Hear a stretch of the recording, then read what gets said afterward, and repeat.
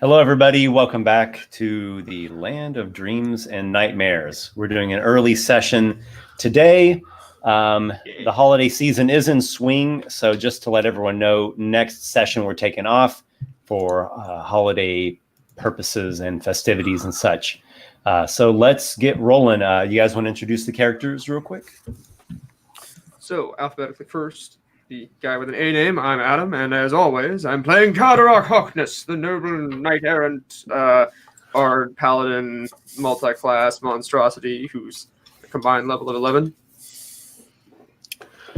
Okay, hey guys, everybody, my name is Dennis, and I play Lykar Talvantis, level 10 Storm Sorcerer. Hello, I am Nick. I play the level 10 Arcane Trickster Rogue. I am Vince, and I play Drake Val. You shut him up, rogue. And I'm Warsor, and I play Captain Noxiqual, the human Hexblade Warlock, level 11. So there's a lot of things happening at the moment. The party is in Granada, the most active port town in Drekengrim at this current age, the Age of Requiem, as it is called. Let's see. You have, of course, your ship, Noxiqual's Storm's Eye. You also have two additional ships that you took after defeating two pirate parties, the Bloody Mariner and the Jolly Beast. The ships are being repaired in the port of Granada. That's to take about a week's time worth of repair, and really a lot of that week is pretty much over, as you all have been doing various personal endeavors. I guess we could call them role-playing and personal quests. We're in a bit of a fluid time, as we described it, so we're not really too worried on tracking exact day-by-day timelines. You have given your word that you'll be at the Silver Citadel in 3 weeks' time, which is probably closer to 2 weeks now. There's also talk of going and revisiting the Ambrosia Temple to speak with Kivish, to see Drake has great interest in visiting that temple and speaking with the god Morpheus. And what else? There's something else about Ambrosia Temple. No? I think there was something. I think maybe Noxiqual had an interest there. I was thinking it would be a good place to, I don't know, invest in some sort of stronghold stuff. I don't know. Mm-hmm. What is the home of the living god Morpheus and of newly founded dwarven clan that lives there and are building? And there's the wedding of Robin, I suppose. The wedding of Robin, that's what it is. Yeah. Which, did Noxiqual agree to officiate this? I did. Okay. Noxiqual did. Okay. Oh, Captain, thank you so much for wedding us. That'll be all your money. That's an expensive way. That's like 14,000. Have you ever been to a wedding? Have you ever planned a wedding? I can tell you weddings are expensive. Mm-hmm. So there's also talks of upgrading. Noxiqual, you've begun a certain upgrade to what all along has been the captain's quarters in your ship. It's going to infuse the whole ship, thankfully, but it will be, the heart of it will be in my quarters. Yes. You purchased a pretty penny's worth of onyx last session, and you've also spent some additional coinage on, what do we call these? Furnishings, or maybe even just raw materials? Raw materials for the ritual, I would say. Mm-hmm. Yeah. And day by day, you're spending time there, probably good amounts of time there, working on remaking your room, repurposing, redefining. It's still going to be your personal chambers, but I think it's taking on a bit of a different aspect. Yeah. Can you describe what aesthetic difference or what's changing about the ship, or particularly about this chamber? So Noxiqual is, since he had his heart-to-heart with the masked one, learned his story, his background, the Soul Forge and everything that he was an artificer in the Shadowfell, and this has sort of given him some inspiration to draw upon as he takes the room and he starts creating some sort of altar, maybe like a forge, like kind of there against the wall of onyx and metal, probably just bending iron and steel and sort of like shaping it with his hands into with the onyx gauntlets. Yes, Yeah. and tracing runes of the masked one onto it, Shadowfell words and primordial script. Mm-hmm. The onyx gauntlets have a great supernatural power within them. Not only can they open up locked doors and containers, but they can also reshape material at a touch. Not non-magical material, irons, woods, minerals, and you use these powers given to you. You've spent a total of 10,000 gold pieces? Yes, I have. Yes, okay. And you're crafting day by day this altar forge in the given Shadowfell aesthetic of the masked one and his macabre domain. So you're working on constructing your Warlock's Fane here. That's something that's going to take place over a number of days. So that's happening. Does anyone else have any specific personal affairs to attend to in Granada? There was something. That's right. I don't think Drake has anything else to do with there. For the most part, he's pretty much set. As long as he gets the Cloak of Displacement. Yeah, has Card been able to fully obtain his cloak as well? Okay. The one that's being made? Yes. Caitlin Weirman told you that the items would arrive in 2 weeks. So you all can make your decision. You can wait out like another week and then pick up your items from her, or you could go to the Ambrosia Temple for this week and then return and pick up the items and then go Devil's Den, Silver Citadel. So I have 2 questions, but if other people have things to say, I can wait. Go ahead. Okay. First question, I know that the dock master was insistent that we had to go to meet with a council or a couple people and explain ourselves. I don't think we're sticking around for that unless they're like telling us when that is, because we don't have time. We got to get to the Silver Citadel. Sure.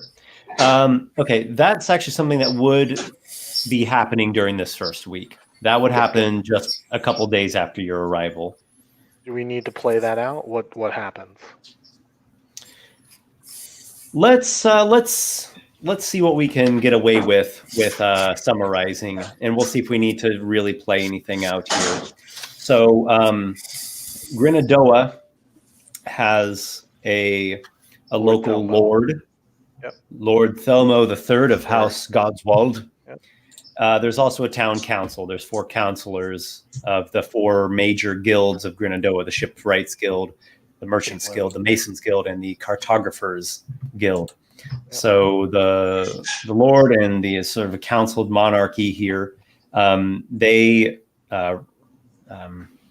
bid you all have an audience with them.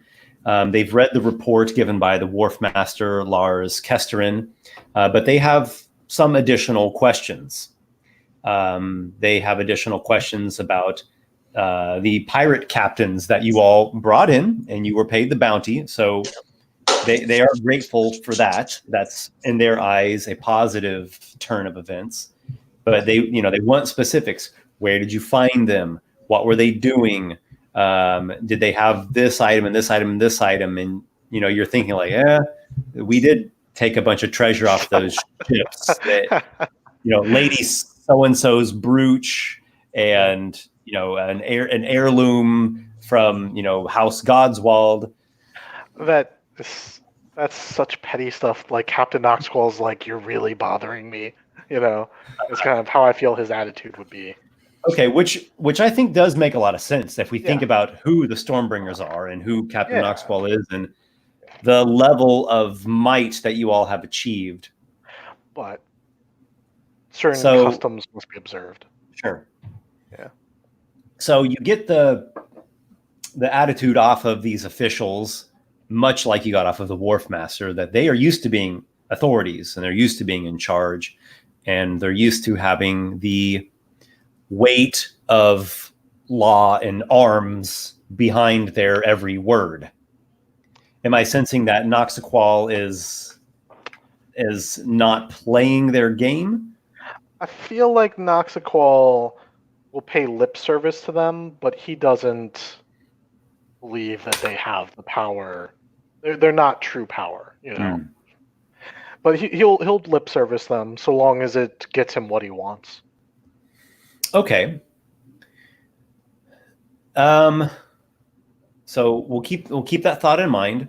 The cartographer's guildmaster or councilman, we might say, he wants to know about the Dusk Isle and the Cairn Coast and locations, and he wants information that is, geographically relevant.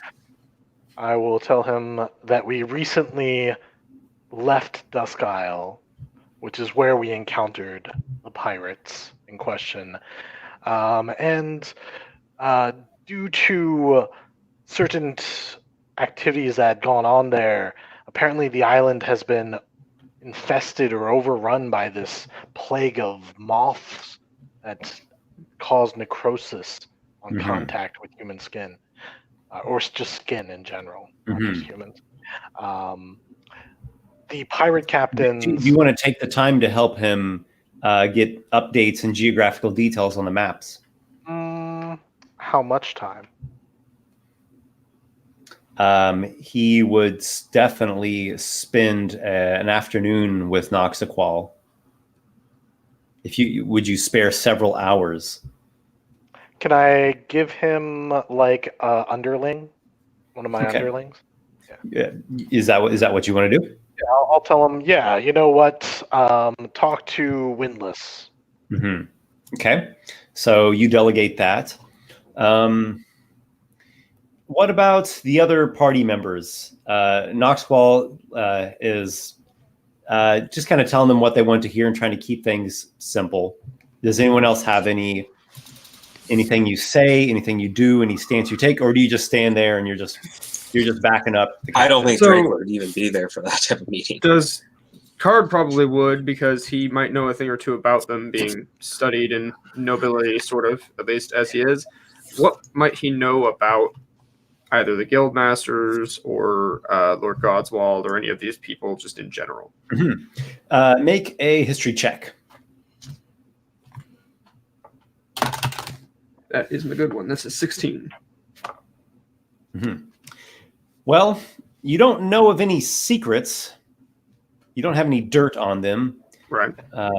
Not to say that you're Oh, certain dirt. they have no secrets or dirt, but you're not aware of anything. Why? Granada is a town that has suffered greatly in the current age, as have many settlements here. Their suffering is particularly unique in the fact that they used to be a major trade hub. It was a thriving port settlement, and that severely is reduced and restricted. The current officials, as your father would put it, are a pathetic shade of the prior generation used to be in terms of competence and capacity. The general idea that at least your family has, and your family's probably not alone in this perspective, is that Granada is just doing the best it can to stay afloat in this current mist-racked era, and they are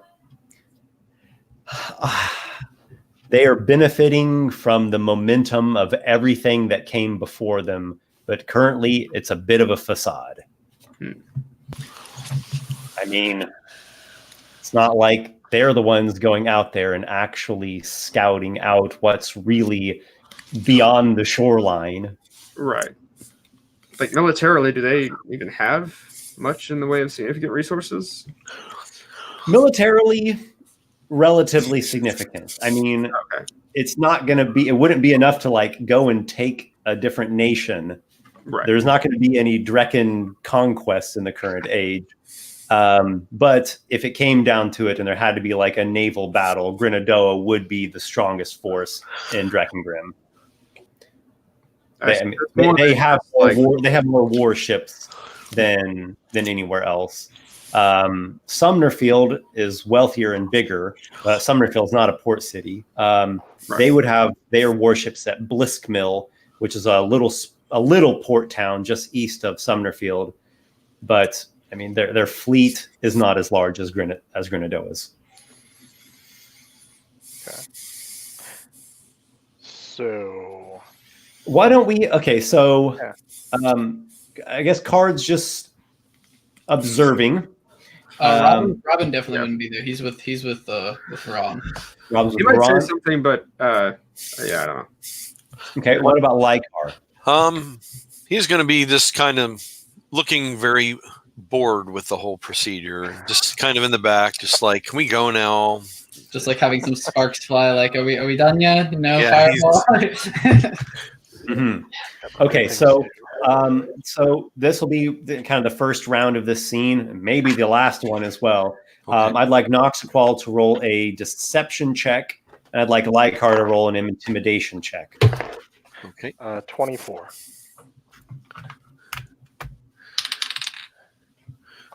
Ooh, that's a 19 plus 1. This is very fitting that Lykar and Nox are doing this. Like, I like it. The high charisma. 23. Okay. So Lykar pays them his lip service. He tells them what they want to hear, says the right things to appease them, but not lead them on to any further thoughts and subsequent questioning about these topics. And you probably bluff a little bit about some of those stolen heirlooms. Yeah, And Lykar is an imposing presence in the back of the room. It's probably subtle. I assume you're not like actually sending out ripples of lightning from your body or anything. No, I mean, if they start asking me, well, what happened to Mrs. Jones's brooch? I was like, oh, I'm sorry, I was busy immolating people.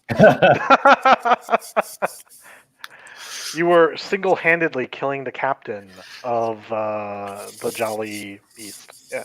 Mm-hmm. That's not even a lie. And most of the crew. Yeah. I don't see any reason why these officials would take things any farther. In fact, they start to get a little maybe sweaty under the collar, beginning to realize that the Stormbringers are actually the bigger fish in the room. And they might have soldiers and trained guards. They might even have some really nice bodyguards, and maybe they themselves have some power. They also might have a very good arcane trickster rogue working for them. Yeah, but their power is not. I'm not interested in their kind of power. Yeah. I'm satisfied with this. You have essentially made it known to the officials of Granada that you don't have time for this stuff. You're above this, and they don't seem want of making argue. Yeah, okay. Don't splash the pond, and we don't poke the bear. Yeah, we'll just take our leave then. Okay. Then I'm gonna tell the only other thing. My second thing that I wanted to take care of was to get Kobe to get some cargo ready for trade. And I'll delegate, amount of money he can use for that. Okay. How much are you purchasing in trade goods? Yeah, let's go ahead and put 2,000 down on that. 2,000. Okay. That's half of what the ship's store kind of is. Okay.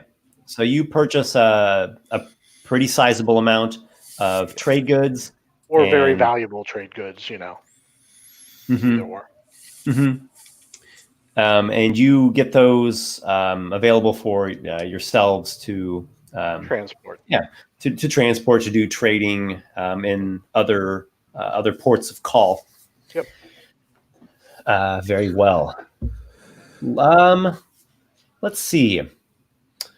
What is Drake doing at this moment? Actually, there is someone who is reaching out to Drake at this moment. Oh, Yeah. You've spoken with this person before. His name is Yorin. He is a crewman. oh yeah. He's been interested in monastic abilities. He seemed particularly interested in a monk ability to channel healing capability through the body. He thought that was of great fascination. So he visits with you again, and he seems continually interested in what teaching or guidance you might give him. Okay, hold on one. Drake, where'd you go? Drake, are you about? Drake. Drake will pretty much just step right up and tap him on the shoulder if he can't spot him. Okay. Can this take place at your personal cabin? Yeah. Okay. So he's speaking with you about this. He's been attempting to follow the guidance you gave him. You taught me a number of things that I didn't rightly and fully understand at the moment. I have been attempting the breathing, and he shows you this breathing technique that you were teaching him that involves, a certain posture and breathing a certain way in the stomach and doing these rhythms. And he's better at it than, day one, but it seems like, compared to somebody who's like trying to learn an exotic language that's completely different than their own, he's doing it in a really awkward way and kind of filtered through the wrong culture or the wrong background. Yeah, so you're trying to learn a completely different language using different sets of words. Okay. Drake, seeing what he's doing, Drake would try to help him as best he could to get like the right postures, and instruct him exactly how to breathe again, and just keep slowly working on him, trying to get the basics down. So he asks you some certain questions as you're, as there are, gaps in between individual technique practices. He just asks things like, where did you learn this from? He seems impressed and curious and eager. Jake would pretty much answer them as best he could. This one has learned all his techniques at the Sunderwave Temple. Do I need to visit one of these temples, one of these monasteries? Do I need to be in that environment to properly gain the capacity for this? This one does not believe so. While it would help, this one believes you could learn on your own in time. Were you consecrated or anointed, such as the priests of old? This one was not. This one was brought in as a young one to the temple. Have you ever seen one be able to manifest curations through his own body?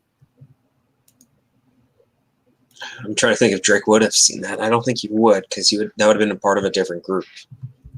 Mm. Yeah, so this one would not have seen that, but has heard of it, though. Mm-hmm.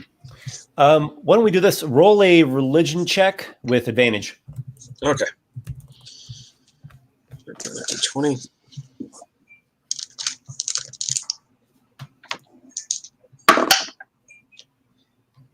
Okay, that's not that great. I'm gonna use Starting off strong, Drake. I got a 9. 9. Okay, so with that advantage, 9.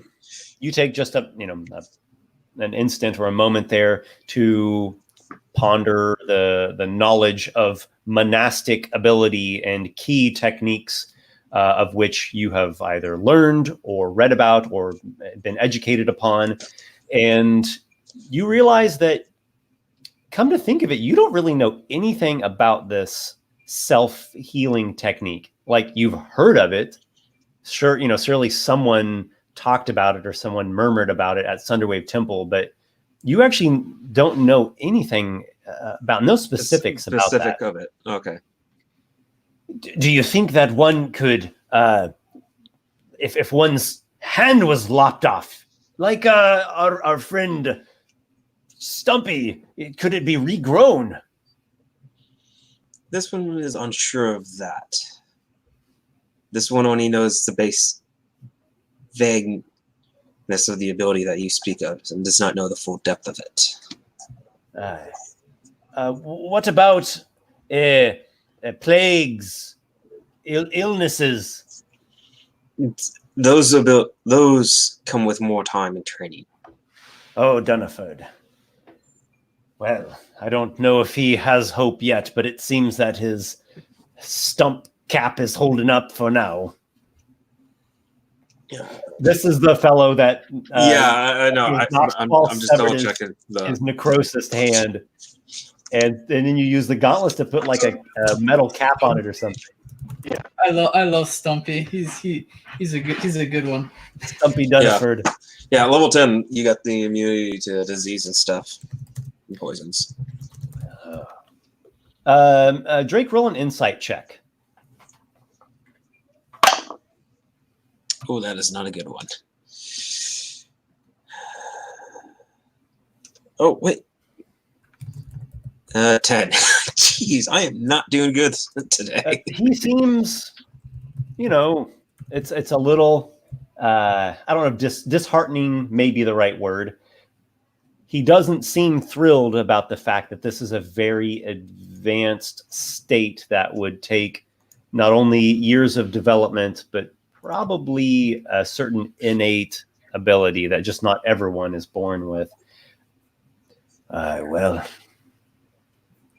it was a hope. This one I'm just asking does apologize for not giving you the answers you sought. There's no need to apologize, good Drake.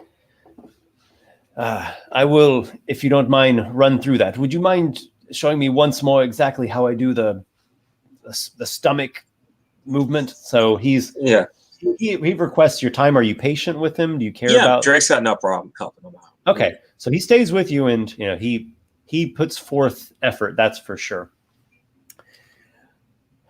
All right. What are you guys thinking? Are you thinking about going to the Ambrosia Temple now? Yeah, I think that's fine. I've got stuff to trade. Okay. A bit robotic. The ships are in good repair, and food and water have been restocked. You've paid your crew. They've had some good entertainment and what's that word I'm looking for? Carousing for a week or maybe even a couple days more than a week here in Granada. And Nox is working daily at constructing the Warlock's fane within his personal quarters on board the Storm's Eye. Are you taking just the Storm's Eye ship and heading to the Ambrosia Temple? I think we should take them all. Like, did Kobe do what I asked to hire crew? Yeah, Kobe's got some crew. Robin and Card also got some crew, right? Yeah. Yes, you did. The crew is still a bit thin on the ship. It's not skeleton crew. Do I have?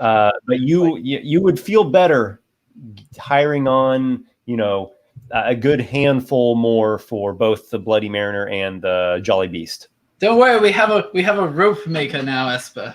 I don't remember his name, but Ropes are very important on ships. we have a rope maker. Yes. Ropey. That's his nickname now, Ropey. For sailing purposes, they'll do. Ideally, we won't be getting in. Like, I don't see us getting into a battle. Hopefully, so I'd like us to go to the Ambrosia Temple, and maybe we can hire some people there because I feel like we've tapped Granada in the time we have. Yes, that's a good way of putting it. All right, so the party sails out of Granada.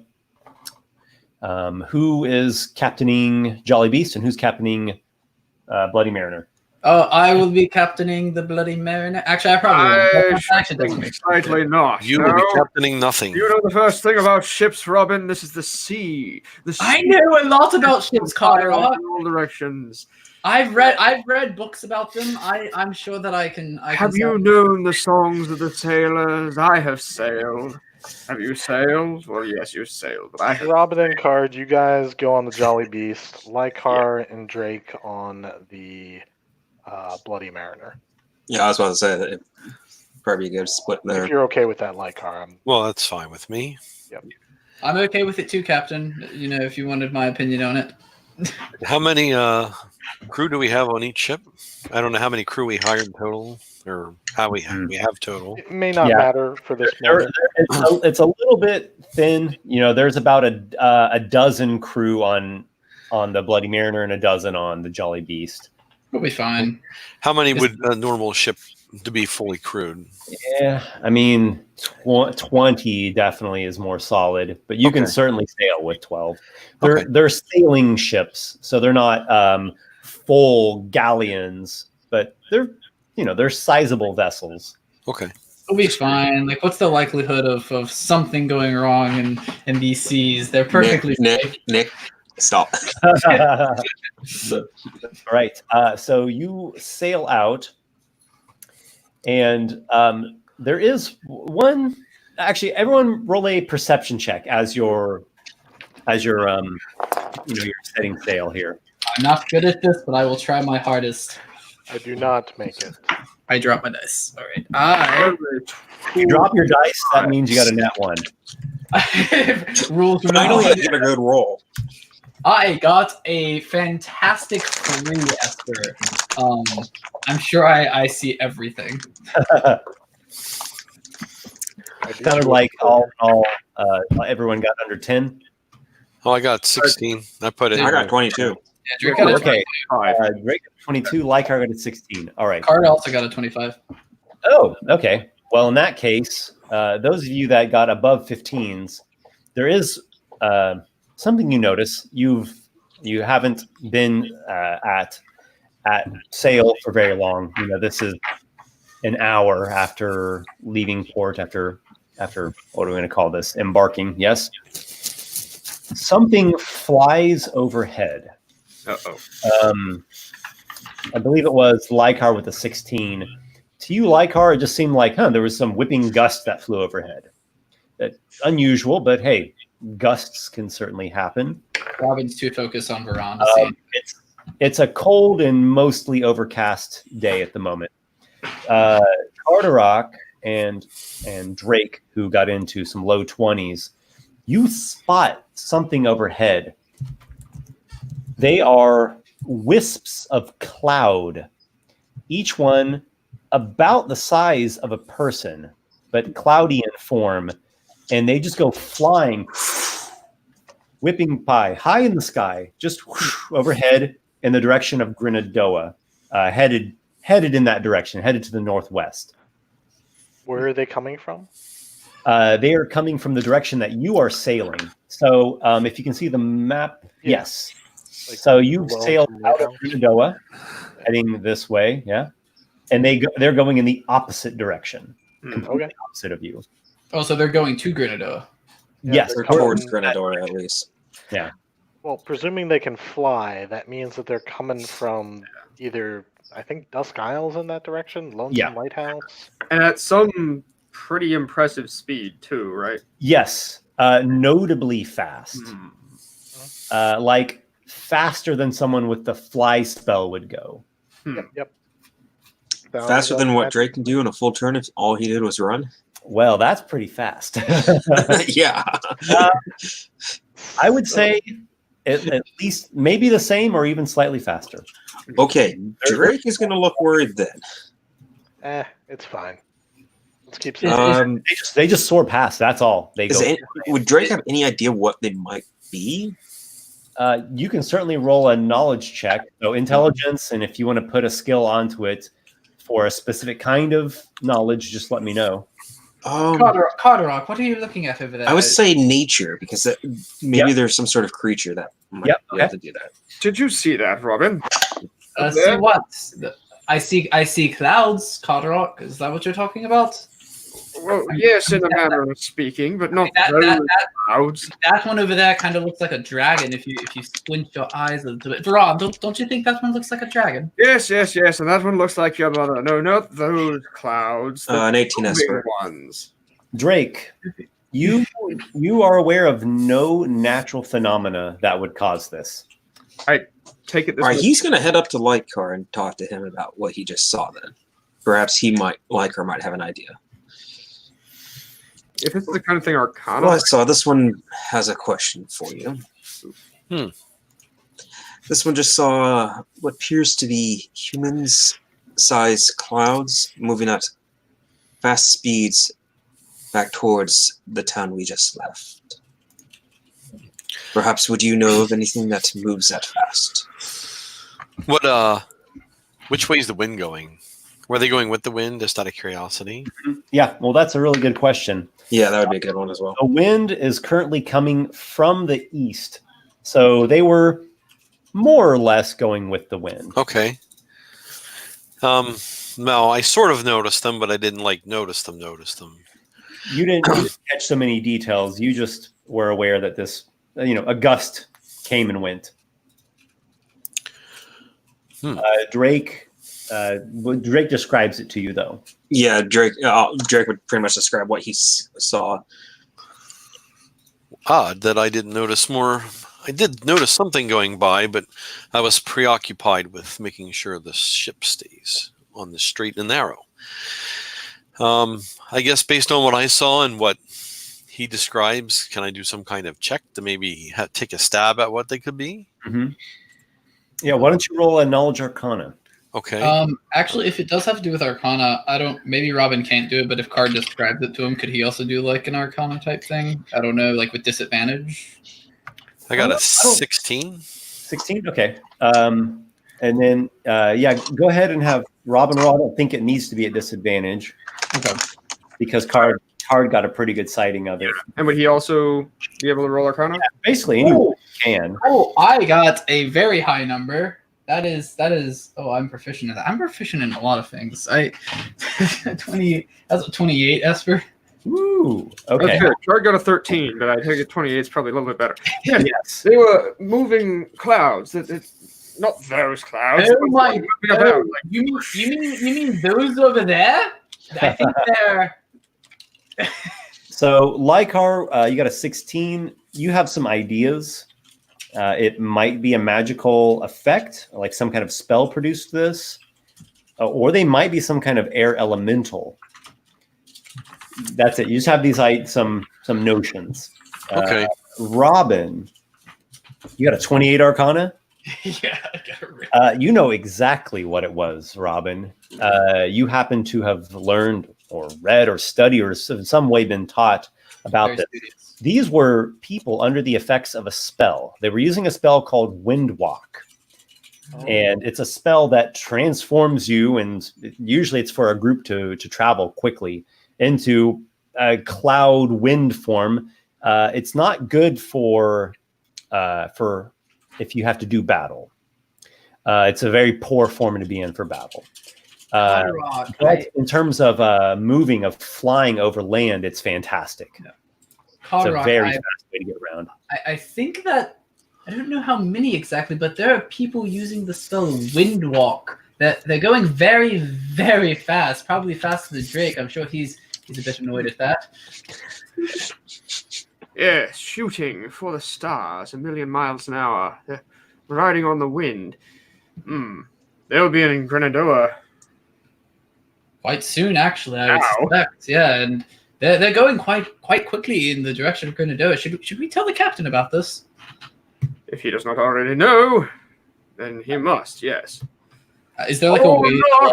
Noxiqual! Okay, Noxiqual! so take out a signal mirror or whatever it is they're using. sure.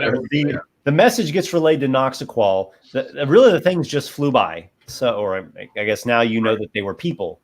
I'm gonna be creatures doing of some I'm sort gonna- under the spell. They just went past. So if you all aren't going back to poke around with it, then No. they're just gone. Yeah, I get the message given to me because I'm in my quarters, and I'll just be like, "Are they attacking the ships? No, sail on." All right. You continue on, and a few more hours pass, and you go sailing past where you would normally see the Lonesome Lighthouse. Well, you do see the Lonesome Lighthouse. However, it is not aglow. And that's unusual because it's always aglow.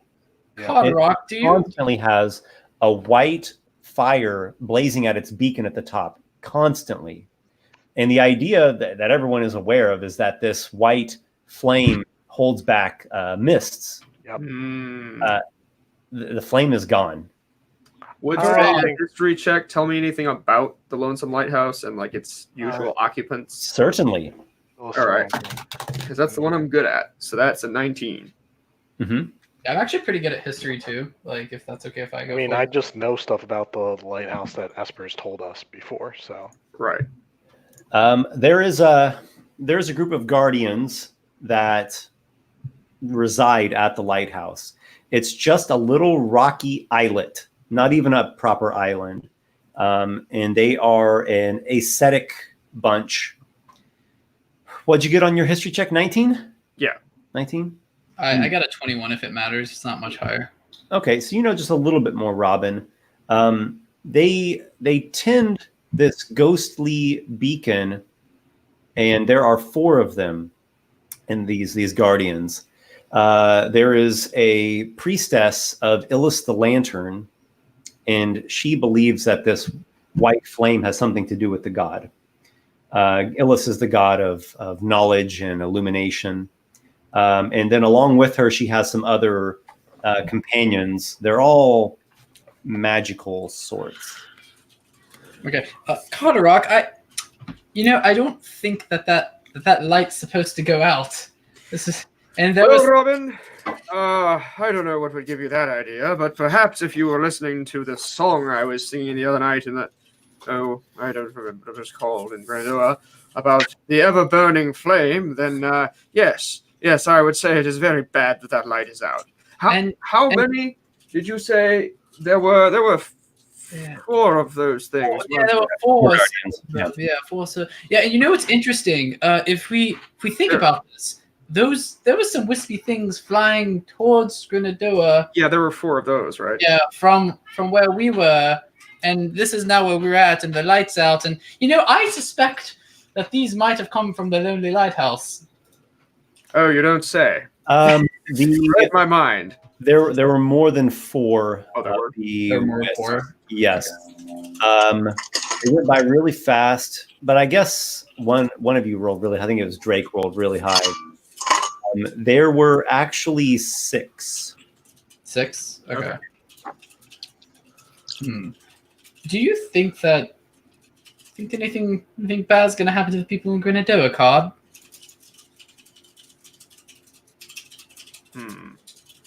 Because I definitely, I have very high deduction skills, and I suspect that they came from the lighthouse.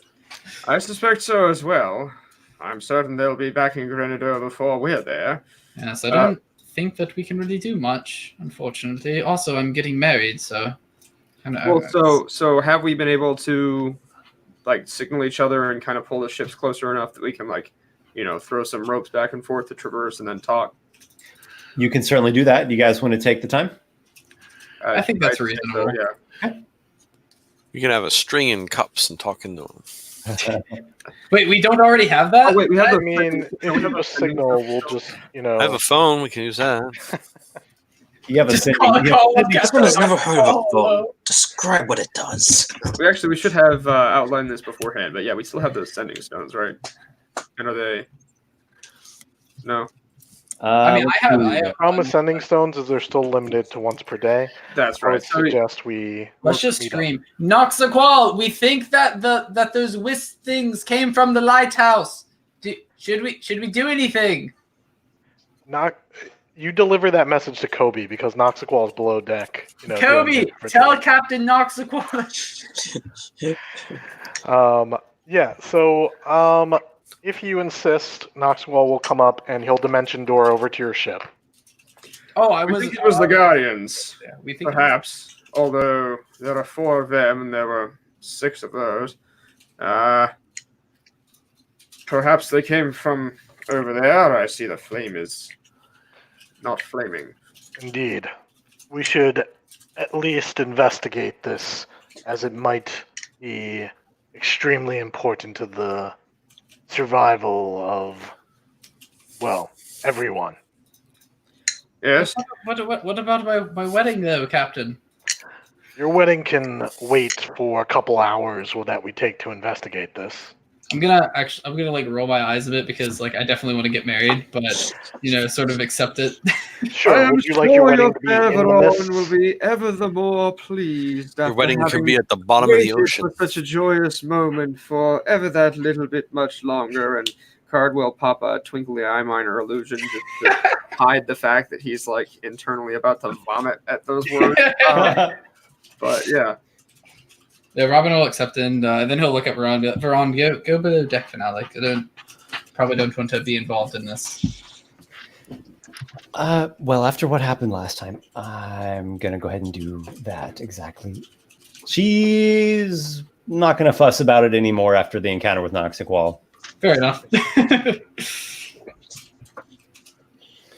All right, so the ships turn and head towards the Lonesome Lighthouse. Sounds good. Okay. All right. You make your way there. Again, it's just a little rocky spit jutting up out of the waves. There's a tiny pebbly cove that has like a rowboat. That's about all it accommodates. And then there's just these stairs going up the rocks to this stony column of the tower. So the 5 of you might want to row a boat there, or do you have a different? Drake just needs to get within what? I guess, yeah, Drake has Not- a way to just kind of like slide down the side of the ship and then run across the Yeah, waves. he just needs, as long as he's Okay, you within can run across the water. about 90 feet, he can. A ninja over here.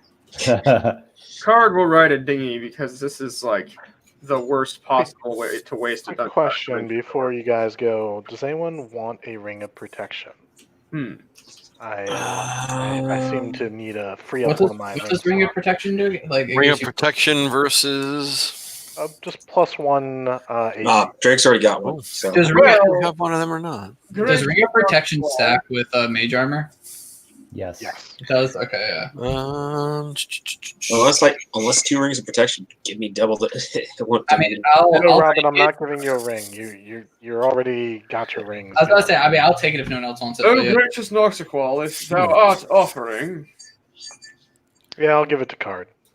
Just- My many thanks for your wise and wonderful decision. I'm gonna You are fit You more will- than any other to be captain of your ship. Yeah, you'll pay me back for it eventually. One way or the other, the piper always gets paid. It's a good thing I studied all those pipe playing lessons. But, You paid me. I've since put 2 rings on my fingers, the rings of spell storing. So Yeah, I'll take the dinghy. Have you as stored well. any spells in them? if you don't mind, Esper, I could just fill them with spells pretty easily. Okay. What would you like to fill them with? 1 ring with nothing but shield level 1. 5 slots of shield. And the other one with a dimension door and a shield. Yeah, that's actually pretty good. Pretty awesome. Yeah. Wow. Okay. Pretty awesome there. Okay. I'll take the dinghy with a card to the island. I'm also going to be trying to convince him the entire way there to give me his ring of protection. All right. So the I'm not even helping row either. I'm just like sitting there trying to convince him to. The whole to the gods, the beer shall flow forevermore. Drake is pretty much then Right. sitting on the dock waiting for them to get there. With I would axe in like- hand, I sail. All right, Drake, may, while you're waiting for your companions to row there, the door to the Lonesome Lighthouse opens, and someone speaks to you. Uh-oh. Oh, There is a man who is wearing a faded crimson tunic, and there are some bits of leather in his clothing. Maybe he has like a heavy winter cloak on as well. He's putting on he's taking off a sword belt, and he sees you and kind of stops in the midst of taking the sword belt off. Oh, I didn't expect to see you here. Oh, there are ships. Are we under attack? What kind of lighthouse are you?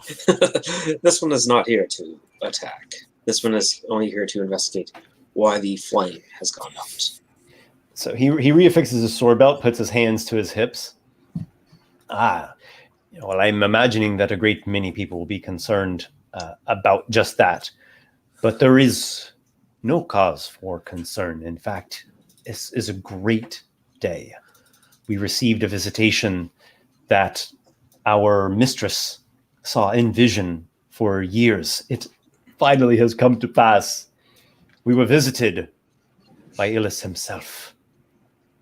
It was beyond description. Were you sent here of some purpose of the like? Can Drake actually roll an insight check on this guy, because he doesn't believe him. Okay. There's something about that story just sounds off. I'm hoping I have good insight. 15. Pretty good. He seems to be speaking to you earnestly. Doesn't seem like he's bluffing or making some kind of trick. But he is. No. Yes, it's just something about that just doesn't seem right. I still can't figure out what. And Does Robin and Card see them interacting? Like in the boat? Yeah, I assume we would see it, but then the question is, when are we actually getting there? Yeah. You don't see it. You still need to do quite a bit of rowing and like go around a rocky face before you can get into this little pebble cove. Around the ragged rocks, the ragged rascal ran. Yes, Carderock. Now back to the ring. Can you give it to me? I'm good for the money. I'll pay you back. Our year was 17 of the third age. You bear a different manner of speech. Are you Bazagonian? This one. Dude, I'm sorry. My brain is like very dragging right now. Believe so. Bazagon. Yeah, Bazagon. Yes, you yeah, are. this one is. I'm sorry. Maybe. This one does not know. This one is so tired.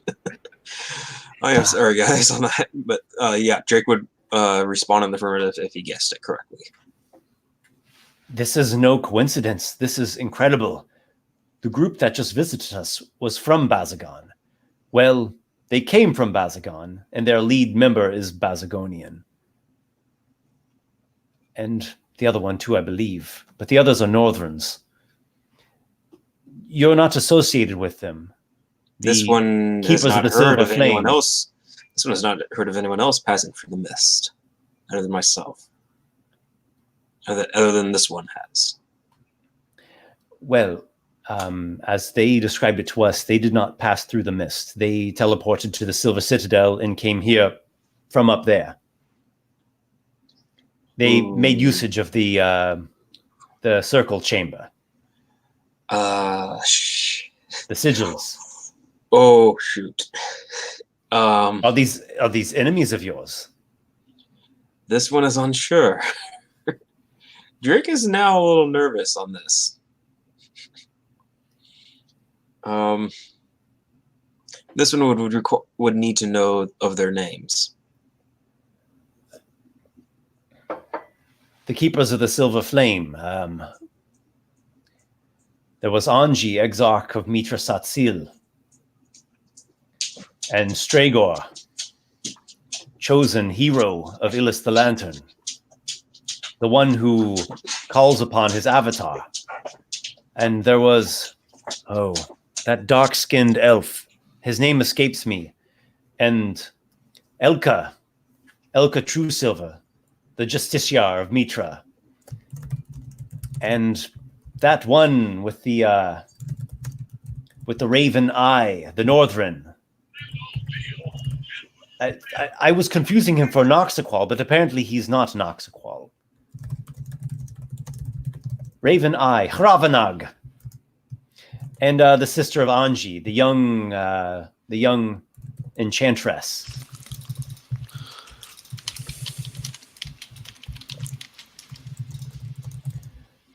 Clearly you are stunned speechless, as was I, but we made merry. We played songs together. Are we there yet? The Dark Elven Bard and I, we wove tunes together. Does Drake recognize any of those names? Anji. Well, Anji was the guy that visited Anji. us. Yeah. Yeah, Anji is the one who wears this mithril mask, and he is some kind of high elf or transfigured high elf. And he has like this mithril dragon scale that hovers about him. So that group Exarch now of the running dragon around. god. Okay. Carderock, can you go any faster? I really want to see this lighthouse up. You all see Drake conversing with a human fellow. Okay. Uh-oh. When do we get there? Human fellow in winter clothes and a faded crimson tunic. Drake, who's that strange man you're talking with? Don't say anything to him. We're on our way. Drake is going to look over at the shouting and is going to put a hand in his ear and going, "What?"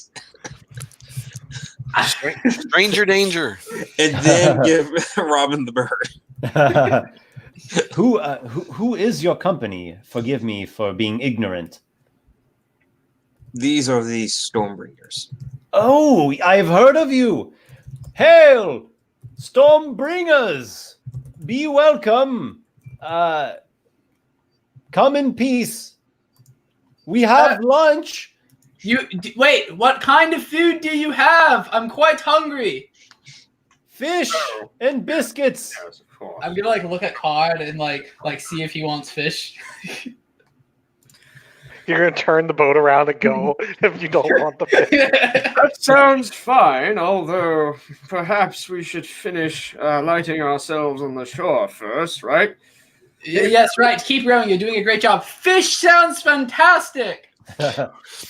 All right, so you all get onto the little islet, and this little gravel, it's not even really a cove, it's just a little inlet, and you basically have to like shove two of the boats up, and like the one boat is already to like the base of the stairs heading up to the lighthouse. Robin's not helping Card do this. Robin's like encouraging him to do it. And these four guardians are there, and they ask you if you come in peace, be welcome. They all have a air about them as though they've just had a mystical encounter, which they have. There's a female half elf. She is a bit older. Her name is Jilviva the Leal. She's a priestess, a war priest nonetheless, of Illis the Lantern. And then there's three human males. There's Dauntol, the Conjurer, Brock Halavin, the Enchanter, and Baxton Weeping Strings, the Bard, who's the one that's been speaking with. I'm gonna sort With of Drake. bow my head and say, well, we're glad to make your acquaintance. Why is the light out? Hail and well met. Hail to you as well. Are you Carderock Harkness? Why? What gave me away? Twice this day I am visited by a majestic bard of renown. Come, let us make music together. This is a joyous occasion. Be you the guardians? We are the guardians of the Lonesome Lighthouse, though Oh. it is perhaps not so lonesome anymore. 17. Wait. So you all are the guardians of this lighthouse? We have guarded this flame for many years. 17 Gilviva, stern face long was live than who the knows? Listen, whatever your name is, those figures in the sky, were they just here? just a few hours back, they were here. They came by way of Silver Citadel, having teleported there from their own great stronghold in Bazagon City. One of them actually corrects that fellow. They didn't teleport from Bazagon City. They teleported from the Isle of the Labyrinth Lord. No, they said they teleported from the Tower of 100 Eyes. And no, he said that they wanted to, but that place is still being rebuilt after the war. So they have a bit of a dispute. So apparently there's 2 teleportation circles in the Bazagon archipelago, one in Bazagon City and one in the Isle of the Labyrinth Lord. Irrelevant. Which is different because Bazagon is also the city of mazes. Yes. So there's like the archipelago nation called Bazagon, and then there's like Bazagon City, which is the main big island that's just one giant metropolis. Right. Okay. The one who's not talking so much, who is standing back and more in a reflective pose, is actually that priestess, this older half-elven woman, Gilviva the Leal. So they're sharing their food, they're conversing with you all, talking about what's happened and where you all came from, and that things are changing in the world in the current era. Does the older woman seem like she's like the leader or like something like that? She is a leader, yes. Okay, I'm going to speak in, because she's a half elf. I'm going to speak in Elvish to her and say, the food is quite tasty, and sort of compliment it and everything. Você es muy encantador. You are very kind to say so, though we do not partake of lavish fare here. Only what is necessary to sustain ourselves. Now, Robin, I hope you're not saying something rude to her. I'm going to look at Card and say, I would never say something rude to someone. You know me. Lykar, you're also half elf, so you understand what they're saying. Drake, you're wood elf. You understand. It's kind of maybe a different dialect of Elvish, but still it's the same language roughly, so you can make it out. The rest of you, just hear like, a sua chegada es uma coisa grandiosa.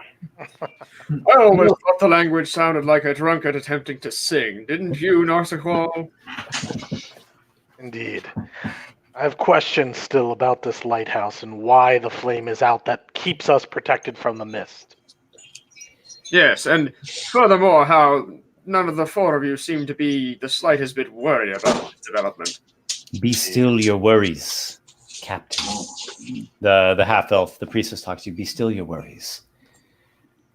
Stragor, the one who I envisioned, and Anji as well, they visited. It was different than I ever imagined, but greater than what I had dreamt. She shows you some journalings that she has done for many a year, decades, in fact. And she describes a dream that she had had continuously. And in the dream, the moon is being shown where it's actually dark in the center, but lit on the side as though 2 crescents together. And one crescent is kissed by a dragon, and the 2 crescents of light fall to the world, and they're being carried by figures. And she's not an amazing artist, but the drawings are clear. And one is a crescent like a scimitar, and the other is actually a 2-handed, double-ended crescent. And she describes 2 of the figures in this party that visited them.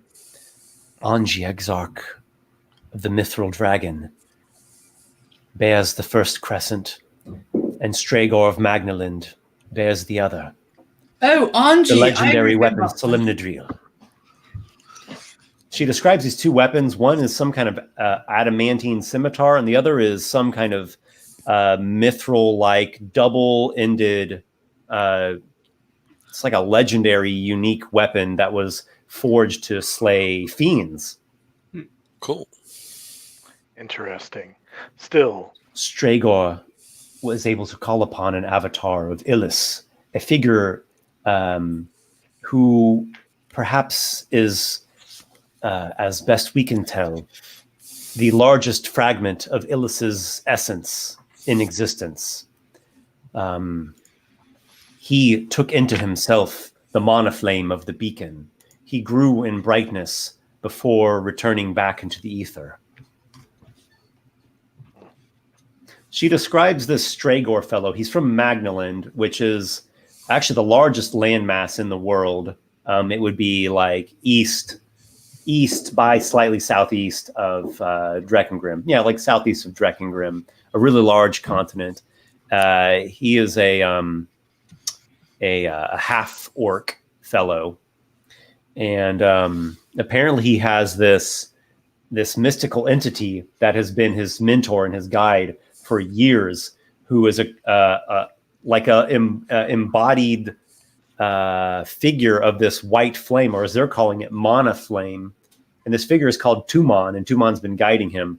But as it seems, their theory is that Tumon is actually the largest fragment of Illis that got destroyed and shattered. gotcha.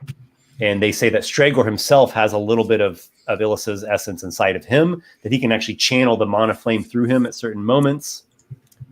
I'm gonna look at them and say, so that's all interesting and all, but I'm gonna point at the flameless lighthouse. They Are steal we the okay? Are we all right? Do we need to worry about that?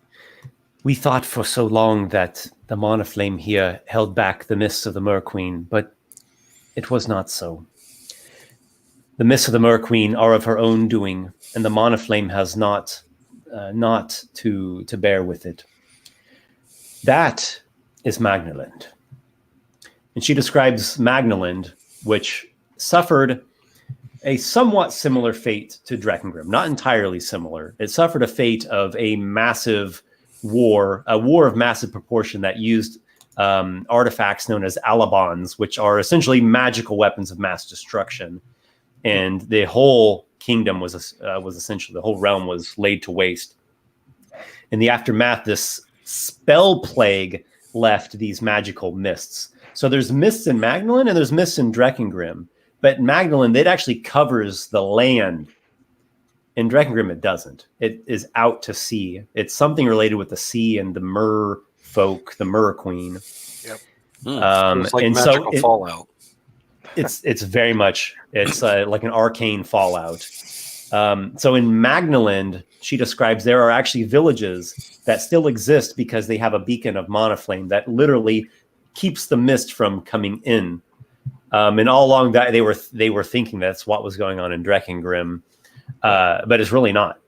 The mists stay out to sea. They always stay out to sea. So let me ask, this Exarch and his companions, they took the flame of the lighthouse? Is that what happened? In a manner of speaking, Tumon absorbed it into himself. He grew in intensity. They aimed to recover all of the fragments of Illis the Lantern so that he would be whole and reborn again. Such a noble goal. And yet, bringing back these gods, can it spell anything good for the rest of us mortals? I have devoted my life to the service of Illis the Lantern. He is a god of knowledge, of enlightenment, of light. I place my trust in this. Let me ask you, did you devote yourself to him because you believed that he was the one protecting you from the mists? Since you chose this location. We all must have an aim. I do not aim in darkness. I aim in light. I would see Dreckengrim and what other areas of the world that I can have any influence on brought back to light, to goodness. I'm going to look at Noxiqual and say, like while eating my fish and drinking, I'm going to say, Noxiqual, Ellis is a good god. I'm sure everything's going to be fine. Can't we just trust them and get on with my wedding? And then I'm going to eat some more. This is a dead god who was killed long ago. The gods, their time has come and gone. I don't believe that there is any good to be done by bringing them back. Oh, But on don't the you think- contrary, the gods are at the grand opening, the grand aperture of a new age. Yes, and don't you think that it would be good to have a good god come back? You know, I think it could be useful to us, you know, and just in general, having some more good in the world. A good god is entirely subjective. The gods, they will do what they will. They have the power to do so. I do not believe in living gods walking among the mortals again. And if they so choose to interfere, well, Does it's going to Noxiqual cause more trouble for the likes of us. speak Elvish? No. Okay, I'm gonna speak to Elvish to the woman. Oh, don't worry about him. He'll come around. Anyways, let's finish What up is it, here. what We is it found that out what bothers we your came for. captain so? She's saying this in Elvish, right? Yes. I say, I'll speak back in Elvish. Well, he doesn't really like things that I think are maybe perhaps above his own power. He doesn't necessarily trust them all the time. He's a good man, though. Trust me. He Power does- can become corrupted and can degenerate, and we suffer when that happens. It is understandable to be afraid of this, and I think to an extent we should be afraid of this. But I do not have fear of Illis. He brings knowledge, he brings truth, he brings into clarity that which was obscured. Yeah, I'll say, although I do not worship Illis nor any god myself, I don't think that having a good god in the world would be a bad thing. So I'll do some sort of like bow my head and say, continue your good work. Noxiqual's going back to the boats. He's like, "Are we done here? I've no time to listen to their pious, mulings about the gods coming back." As you're leaving, did you at least like the fish, Noxiqual? I thought it was quite tasty. Noxiqual didn't eat the fish. Oh, you didn't eat the fish? Okay. Fair enough. He came here for a purpose, and it seemed like the purpose got dragged out a little bit, but they got some useful information out of it. Yeah. All right, then instead of me saying that, I'll say, Noxiqual, I'll make sure to bring you some fish back. Noxiqual doesn't respond. So cold. I'll open you up one day, Captain. So this bard, Mr. Weeping Strings, has he been chiming in throughout this whole thing, or kind of keeping quiet? He was wanting to, or maybe he's been playing with Carderock, a tune or a melody. No, it's an E sharp minor. Minor. The song is I bad by the only gods' play sake. in minor scales, my good man. So you say, but this flat 7 does not go here, you see? Played with the finger on which you wear your rings. Or perhaps with the one on which you wear your rings if you wear them on this finger, you know? Like this. Ding, ding, ding, ding, ding, ding, ding, ding, ding, ding, ding, ding, ding, ding, ding. How distracted is everybody with all what's going on? Out of curiosity. Somewhat. Could What do you Drake sneak up to the top where the flames would be at? Do you want to sneak there, or do you want to? Well, he wants to see if he can get out of the room without being seen. You could certainly attempt it, or Yeah. if you want, it seems like they would probably accommodate you. Are you doing it because you think they're not going to let you up there, or do Yeah. you literally want to sneak for some clandestine motive? He wants to get up there to make sure to see what's actually going on up at the top, where the flame was at. See what could have actually put it out. Sure. What are you trying to sneak up like internally, or are you going to like make an excuse and go outside and try to climb it? What are you doing? Well, how tall is the tower? It's about 4 stories tall. Okay. Well, Drake would just be able to make that up then. Yeah, he'll make an excuse to go out and then run up the side. Are you actually able to run up vertical walls? Yeah, Drake can. He's got freedom of movement on the second stage of it. All right. So not a big island, so you probably crouch back on some of the rock that's jutting up out of the water, spring forwards, and go dashing up the side of the tower. You arrive at the top. There is a landing maybe 20 feet in diameter. There's a big stone basin or brazier. No scorch marks are in it, however. This has had constant fire glowing in it for years, decades even. Not a single scuff mark. And then there's like a little, not a little, but a ceiling overhead. And are there any embers that you can door to go spot? down into the lighthouse? Are there any embers or anything you can spot? You see no embers, no ash.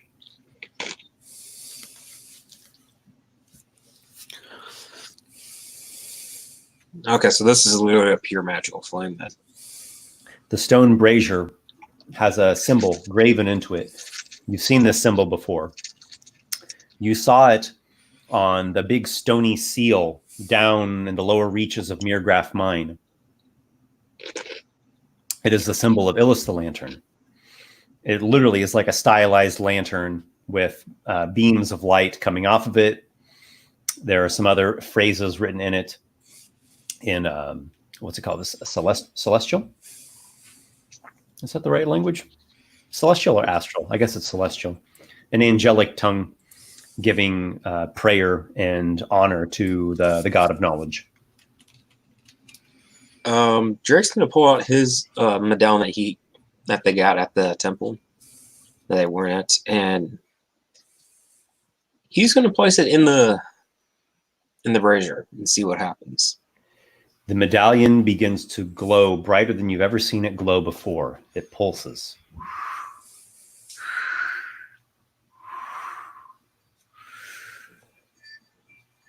And you have a bit of a vision, just a quick vision in your mind. You see yourself, and half of you is in darkness, and half of you is in light. And you have a sensation of moving forwards, a sensation of forward motion, of progress even. And if you look one direction, the light starts to blind you, and if you look the other direction, the darkness starts to blind you as well. But in this middle area, you feel the sensation of balance, of sight, of forward motion, of direction. All right. Drake is going to carefully pick up the medallion, back up. Any heat to it or no? It's not hot at all. Okay. It's kind of cold, and it's cold outside. Right. It's softly glowing, and you feel, well, you've attuned to magic items before. You can attune to this if you would like. Yeah, Drake will attune to it. Okay, you attune to it, and you have a second very fast vision, but it reveals to you what it can do. It literally produces light, and you can have it produce light like the light cantrip. You see yourself causing it to become brilliant. It's kind of like the strength of a torch or a lantern. You can do that on and off as an action, as you will. And then once per day, or recharging at dawn, has a daylight spell effect. So it's actually like a 3rd level spell. It makes like a brilliant 60-foot radius. It dispels magical darkness. Okay. Oh, that's actually decently good.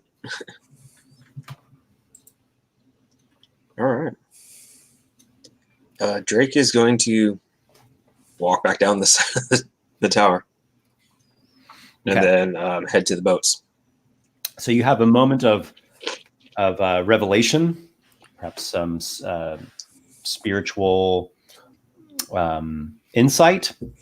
You have your personal moment, and then you're returning shortly after? Yeah. Okay.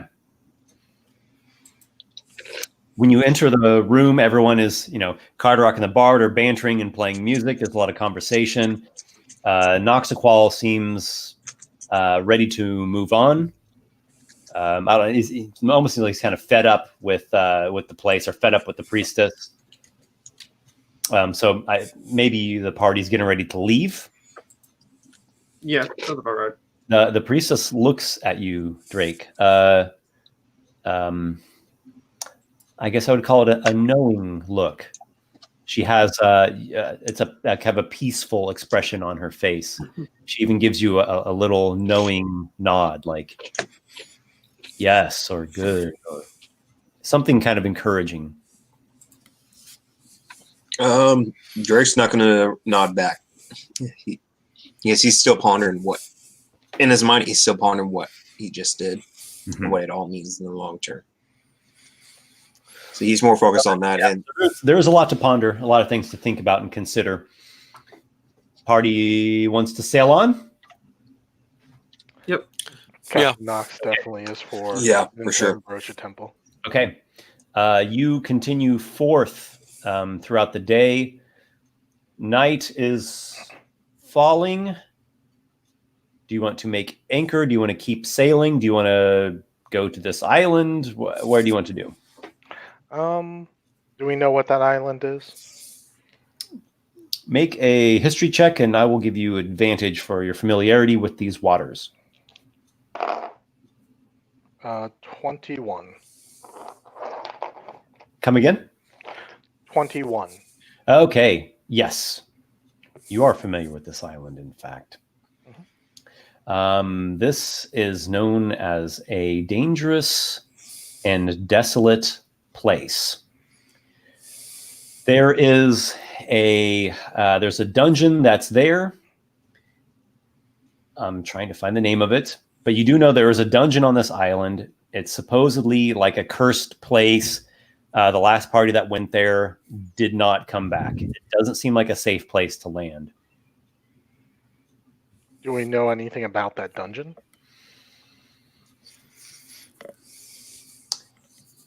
Bear with me. I am loading up. I thought it was on this document, but I guess it's on a different one. Carderock, you don't. That place doesn't look very satisfying. You don't think the captain's going to take us there, do you? I think it sounds like a lovely place to go, and I don't know what you're talking about. The Really? island is shaped like a skull. Yeah, you Like, really oh, think so? It looks. If you look at it at the right angle, it kind of looks like a skull, Carderock. That doesn't look very inviting to me. I am a songwriter and a composer of tales, and yet it is you who have the overactive imagination of all of us. Actually, it's true. So, Oh yeah, it says that anyway. Yeah. I need to slightly modify what I just told you. This is one of those moments where, as a dungeon master, you have so many notes in a very long-running and complex campaign. It's hard to remember everything. Unacceptable, Esper. The Skull Island. Silence you. All right. So, what I said is true. It is an island that is known to be dangerous and have a dungeon there and be desolate and a grim place. That is all true. But there's even more about this island. This island has a name. It's Skull Island. oh man, it's a hard to pronounce word. Fiskeliascore. Fiskeliascore.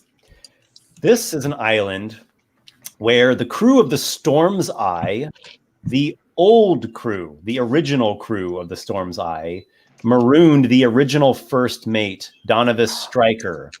Wait a second. Oh shit. Yeah. Okay, I do know this island. Yes. Yeah. Okay. You do know Fiskeliascore. So yeah, the old first mate, the one whose place you took, and then later you took the place of captain. Yeah, this is what Donovis Stryker got marooned. It's known as a desolate and accursed island, and there is a dungeon there. And the entrance to the dungeon is made from the skull of a Balrog.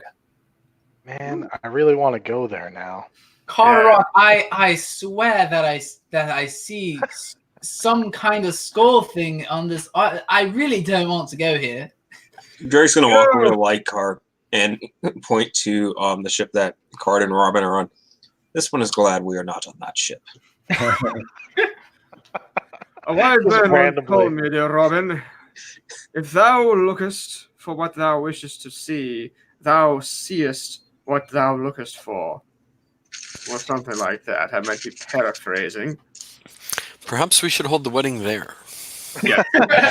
Out of character, yes. Oh my Yeah. god, this is a tough call. Out of character, it is any sort of dungeon that looks at all like a face. We're going.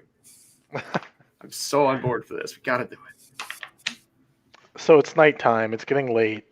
I know we don't have like full crew, so we can't go through the night on some of these ships without like risking the men fatigue and exhaustion.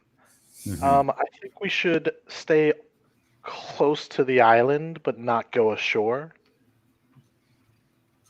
Does that make sense, Esper? Mhm. Out of character, I I kinda want to zoom in on Drake for just a second.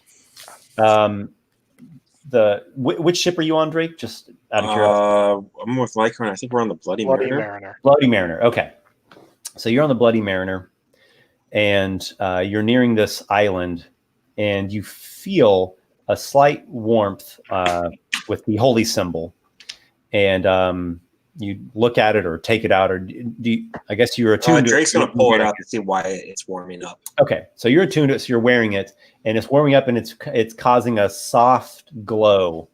And when you touch it, you again get another one of those really fast glimpses. It's a very, very short glimpse, but you just get an image of priests of Illis the Lantern touching and sealing shut that Balrog skull on this island. Okay. Carderock, You've seen, like when you went to Mirgraf Mine, you saw another one of these seals where, like the prior age, the Illis the Lantern priests like sealed a place Where they're shut. sealing stuff down. Okay. Oh. remember there was the portal to the abyss. Yeah. Ooh, from the Drake still got that freaking idol too. Yeah. That we got there. Mm. Oh, maybe we can get a collection going for Drake. Ooh, that idol. Where do you have the idol? It's in a bag of holding. Okay. He's not gonna. There's just a hint, a subtle hint of a putrid smell emanating from your bag of holding. Just a hint. Oh, a how whiff. far is Noxiqual ship from the Bloody Mariner? Probably not that far. Drake is gonna bolt over to Noxiqual right away to give him a heads up. You want to run over there? Okay. Yeah, he's not gonna wait. He's gonna get up, shadow step, whatever he needs to get to and Noxiqual. out of the water, grabs you and pulls you in. Drake, did you fart? By the time you say that, Drake has already left the ship and is already Okay. Started on the ship and then left. yeah, Oh, drive-by, huh? exactly.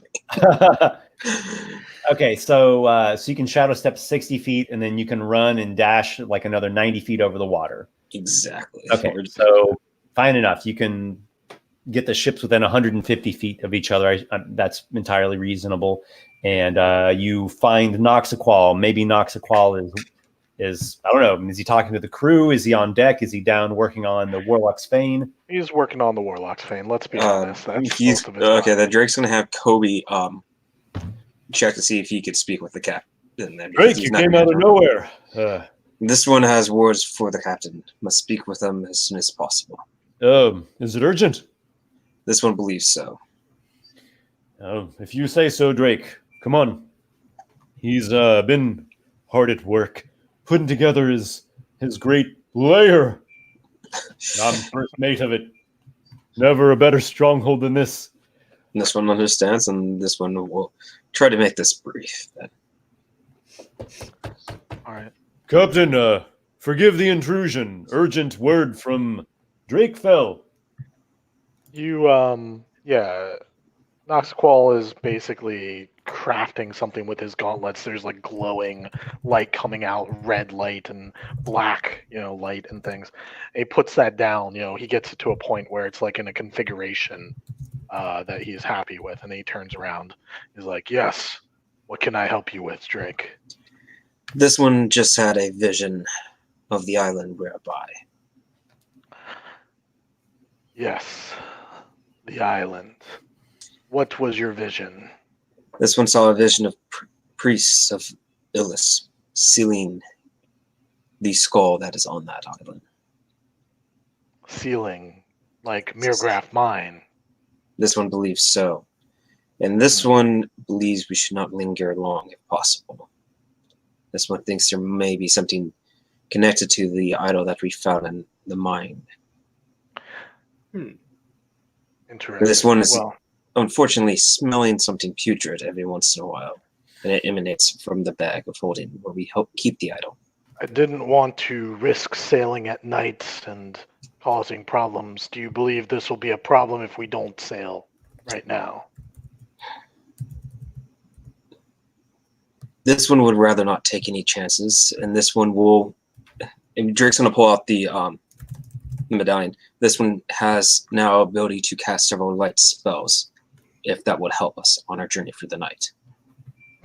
Very well. I will give the order to the ships to begin ready to weigh anchor and continue northward.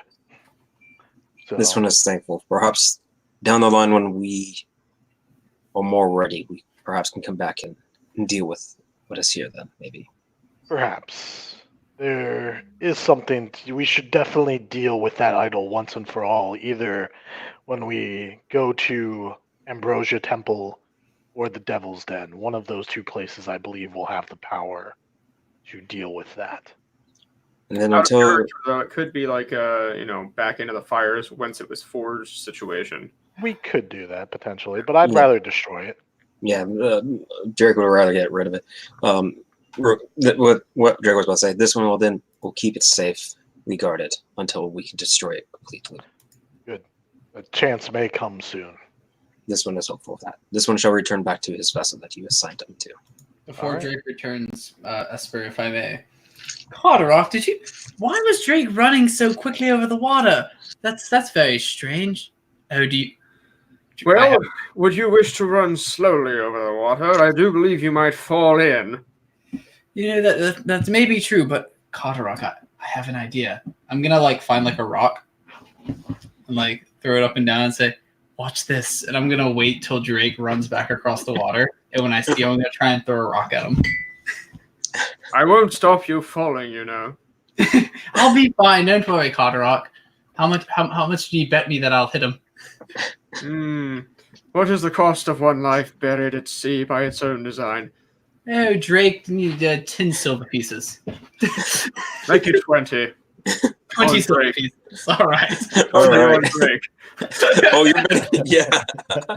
Kurt knows who to bet on. All right. Drake is going to head back. All right. Drake goes rushing back to the Bloody Mariner. Robin, if you are intent on trying to hit him, go ahead. No, this is happening. Yeah. I imagine you're at long range for this throw. That's fair. I won't argue that. Yeah. So is this just a dex, plus dex? And Yeah, just do Dex plus your proficiency bonus Okay. and disadvantage for long range. okay, that's fair. Making this hard on me, Esper. You got a +9 or something? It's actually pretty. It's a 20. I don't think that hits his Drake. Well, I don't know. Maybe since he's Nope. running. You have 20? Nope. Is your AC above 20, Drake? Yeah. I have the highest AC of our group. Is Yeah, your I was, AC very much above 20? He is 21. Oh, I'm So the rock just whizzes 1 inch past your ear. Well, the way I would see it is Drake just barely sees it and dodges it There you both go. times. That's Just fair, yeah. barely. I would have got it if I didn't have disadvantage. The other 15, which would have been 24. Which then so Drake would have grabbed. when Drake dodges, I'm gonna say, "I'll get you next time, Drake." Drake just makes the talking hand symbol as he runs by. Yeah. Talk all you want. Next time I'm gonna look And at then Veron's like, "What are you doing, Robin?" I'm gonna look at card as I'm baffling to Drake. Next time it'll be fine. I'll throw cards. Well, I'm gonna reach in my pouch and plop the 20 silver pieces in. thank you. Yeah, Carderock. Next time I'll get them. Next time I'll make it 50. You're dealing with a so monk. Veron It's very wants to difficult. stay around Robin as much as she can. This is her first time being on a ship, so it's a mix of exciting and anxious for her. Also, this ship is not a pleasure barge. This was like a dread pirate ship. Yeah. And you're sailing into at least what for her is the unknown. So that that definitely leaves her on edge and nervous. Not to antsy. mention, she's a landlubber probably, so she's, true. well, you know. I'll definitely be. We'll see. We'll see how she's holding up health wise. She has a couple moments where she feels a little nauseated, but nothing bad. Okay. She's getting used to it. I'll make sure I'm keeping her. So you sail past the isle, and then are you just dropping anchor at sea? Yeah. Let's. We'll rest. go a ways and then we'll anchor. Okay. I don't want to risk the Mercalon's jaw in the dark. Very well. Yes. So you all make anchor in the midst of at night.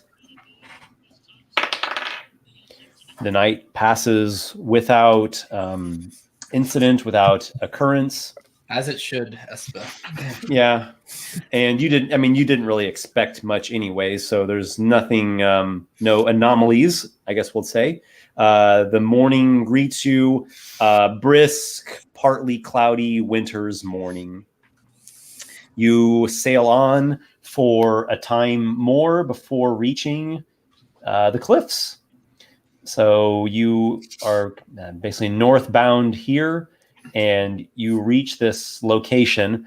The coast of Mercalon's Jaw is all rocky cliffs, jagged juts of sea stones, and these mountainous and crag type landscapes beyond. There is one section, however, that has been worked, and indeed it is being worked upon this very morning by a small crew of dwarves. What you see is a slope, a path, a road, nothing large or grandiose, a basic path hewn through, coming down a mountain pass, down a ridge, and it, like, how can I do this with my hands? So like here is cliffs, right? Like here's the sea, here's sea, and like here's the cliffs, and it like cuts through like a ramp or a slope going through the stone, through the earth. And so like a slant cliff? Is that what yeah. like Well, like the a cliff, tunnel? The cliff isn't. Here. Oh, it's like a like Lykar said, like a tunnel, like a slant tunnel thing going through the cliff. I'm just going to draw it really, really fast because it's very simple. 1 hour later, very simple. Here's my really complicated drawing. Here we are. Well, Yes, see, that's yes, for very nice. Okay, there's a path going up. I'm drawing this super fast here.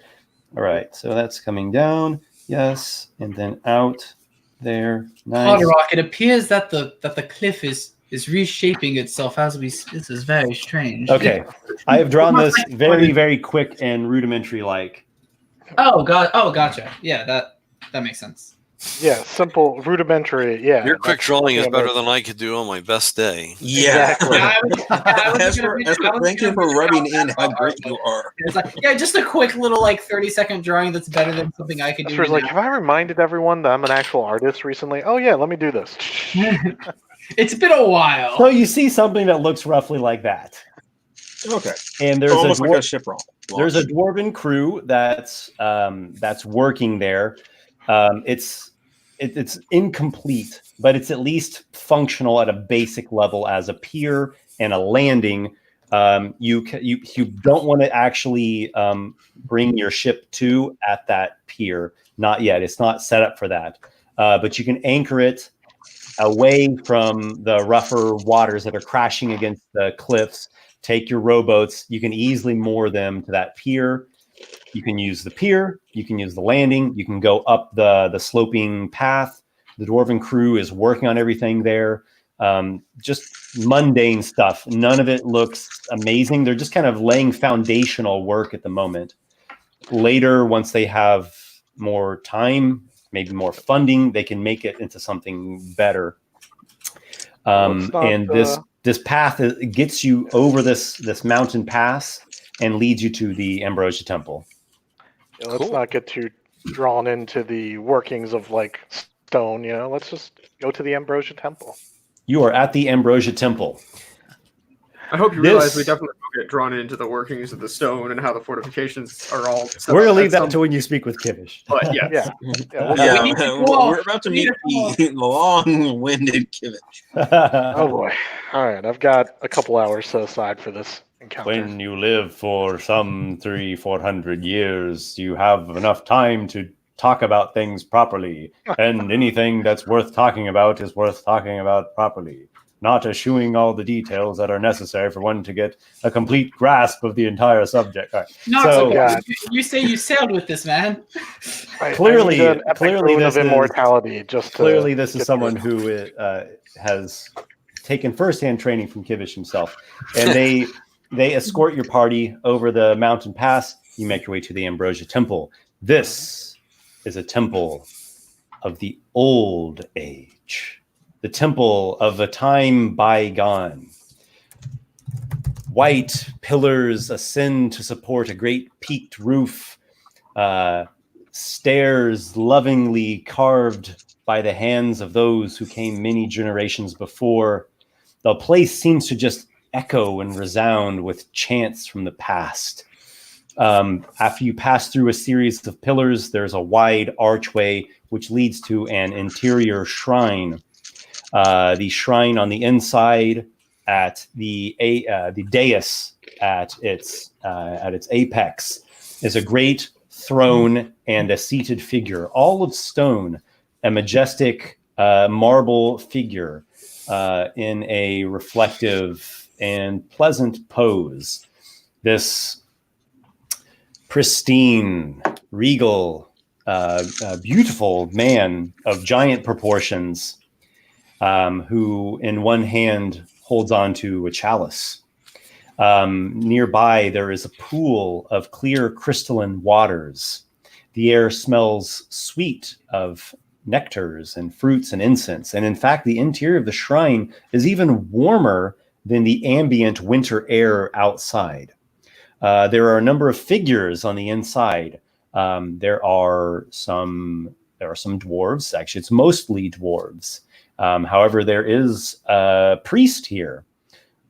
He is a human man known as Cairo Horton, and he wears a robe and a priestly tabard and a holy symbol of Illis the Lantern. A holy symbol of Morpheus the Dreamer. And indeed, looking upon this great statue, you realize fully that you are seeing the body, petrified body, albeit of Morpheus. This is the corpse of the god of dreams and healing. Kivish is there as well. Perhaps Kivish greets you all. Well, what do you look who the cat has dragged into here? Yeah, so I was telling my friend over here last time he spoke to Morpheus that I had a dream, and it was a very, very long dream about how it's the nature of the old saying, hitting a tree stump with an owl is the same as hitting an owl with a stump. I would not know because the swamp oak is my friend, and I would never cut him down anyway. And how have you been? Have you seen the new staircase? I talked to a man who from I've learned magics that still don't have the ability to silence you. Yes, well, So Morpheus has not seen in his streams that I should stop talking yet, but I only say what I need to say, and that is not much at the end of the day. Noxiqual, do you know this strange dwarf? I do, and you know him as well, Robin. You were there when he was leaving the group. Oh, was it? Oh, that's right, I was. Yeah, remember when you joined? Yeah. Oh yes, I'm sorry. Yes, I do. I do remember. Gather your senses, Robin. Robin's been struck in the head a few times since Yeah, then. he has. but it's okay. Yes, he is. Oh yes, I remember you now. I think it was Kivish, right? Mhm. It's a pleasure to meet you again. I'm going to say that last part in Dwarvish, actually. Yes, that is right.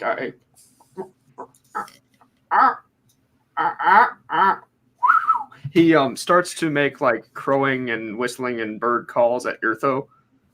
Oh, yeah.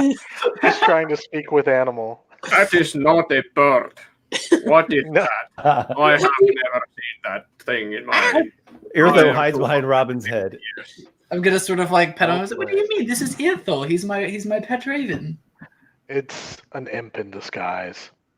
Do you actually say that in the? I just flat out. I trust Kivish. Yeah, fair enough. Well, Okay. you should have just said that to begin with. I would have known.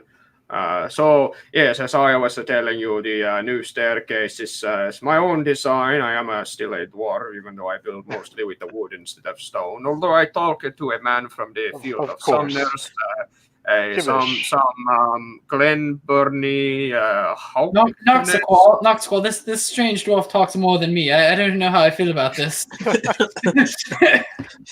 Damn. Kivish, if you ever would consider coming back and joining my crew, you always have a place. You know that. I am very glad to have knowing that. Ah. You are. I would be hard to call you good, but you are good people, if that is a word you are knowing. You don't need He's to good at what stretch he the does. truth. I understand. I'm a fantastic person, actually, Kivish. Who I are you? have a question. Drake for you, at this Adam. point is gonna cough, and it's gonna sound like he's saying magic bean when he's coughing. I have a question for you, Adam. So Kivish was of Clan Urvsvamp, Yes. who was beholden to one of the great clans, Alder. Alder. Yes, and then a lot of the members of this new sect of yours were remnants that defected from Clan Axwort, who your party defeated at the Battle of Dirge Tor. Right. So, what do you name this group of yours? This is Is it a clan- new? Are you starting a new clan? Yes, this is Clan Draumur. They to reflect their heritage. You've probably seen the little banners with their badge on it. Instead of a white mushroom on a quartered field of black and green, theirs is a mushroom which is counterchanged between a field divided vertically of purple and white. So, like, the field is purple and white, and the mushroom is purple on the white half and white on the purple half. Okay, so you pay homage to your roots. Someone familiar with swamp dwarf heraldry in these lands would make the connection, though you are a new branch, we would say. Yeah, a brother clan. Yeah. Mhm. Yeah. Excellent. And maybe from a dwarven perspective, not so much as a branching out or separating from, but just a diversifying and growing of the associated brother clans. Well, that's how all the great clans were formed in the first place. Like, there was, one tribe, and then, like, somebody declared themselves House Mithrillian, and then somebody declared themselves House Halfgrey, and House Alder just kind of, like, walked out of the forest one day and said, hey, we're House Alder. Let's get together and have a party called Norgal's Rock. Yeah. Most excellent. Now, Just curious. One small curiosity. yeah. What about the white Targan Ooh, Yar? Targan Yar. Yeah. Okay. So there's definitely not a white here in the current chamber, Makes but there sense. are some other temple grounds. There also is a door at the, kind of like offset at the back That goes into that the you all crypt. know it goes into some back chambers and an undercroft as well. Yep. Okay, that's probably where he is, I assume. I would imagine he's in the Undercroft. If he's still alive, but yeah. Oh, okay. So you just brought up an interesting point. There was some fighting. tensions and some fighting in this region Yep. for a while. The earlier chapters, like the beginning chapter of the campaign, had quite a bit here in this rocky Badlands Peninsula. So, Kivish, you and your say the name again of the clan. Draumur. Draumur. It's in the sorry, it's in the live chat or our chat. It's in our chat. Okay. On Discord. Drama. In here, but I'll pop it in Discord too. Okay. Draumur. Okay.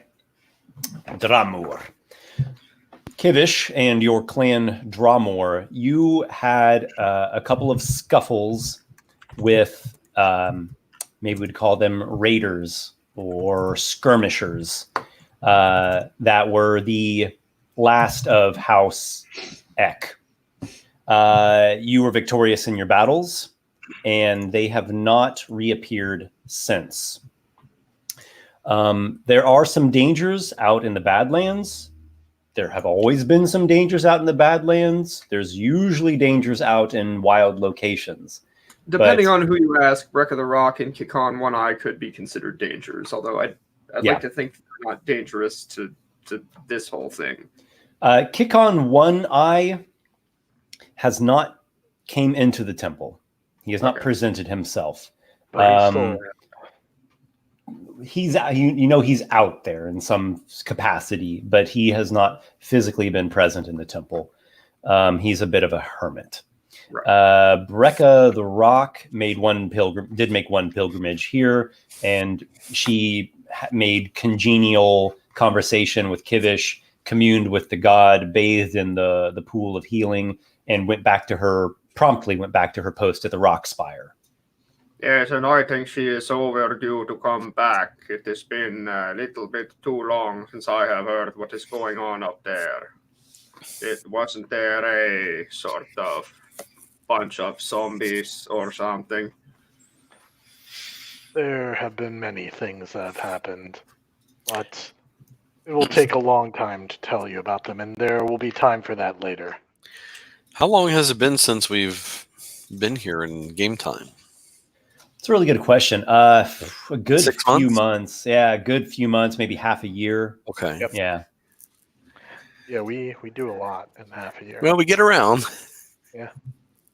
It might be a little longer than that, actually. It may be, but I'd say 1 year at the maximum. Let's call it a year and just round. Okay.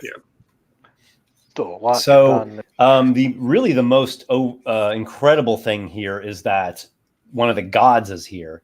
Yeah. And you are ever aware of this whenever you're in the shrine.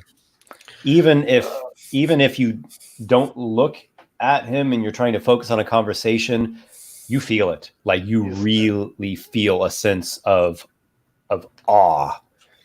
And there is a nice warmth and sweetness to the interior of this temple as well. I put my mask down to keep his warmth off of me now. Okay. I would like to ask Kivish a couple questions. Oh, God. Oh, and what am I, chopped liver?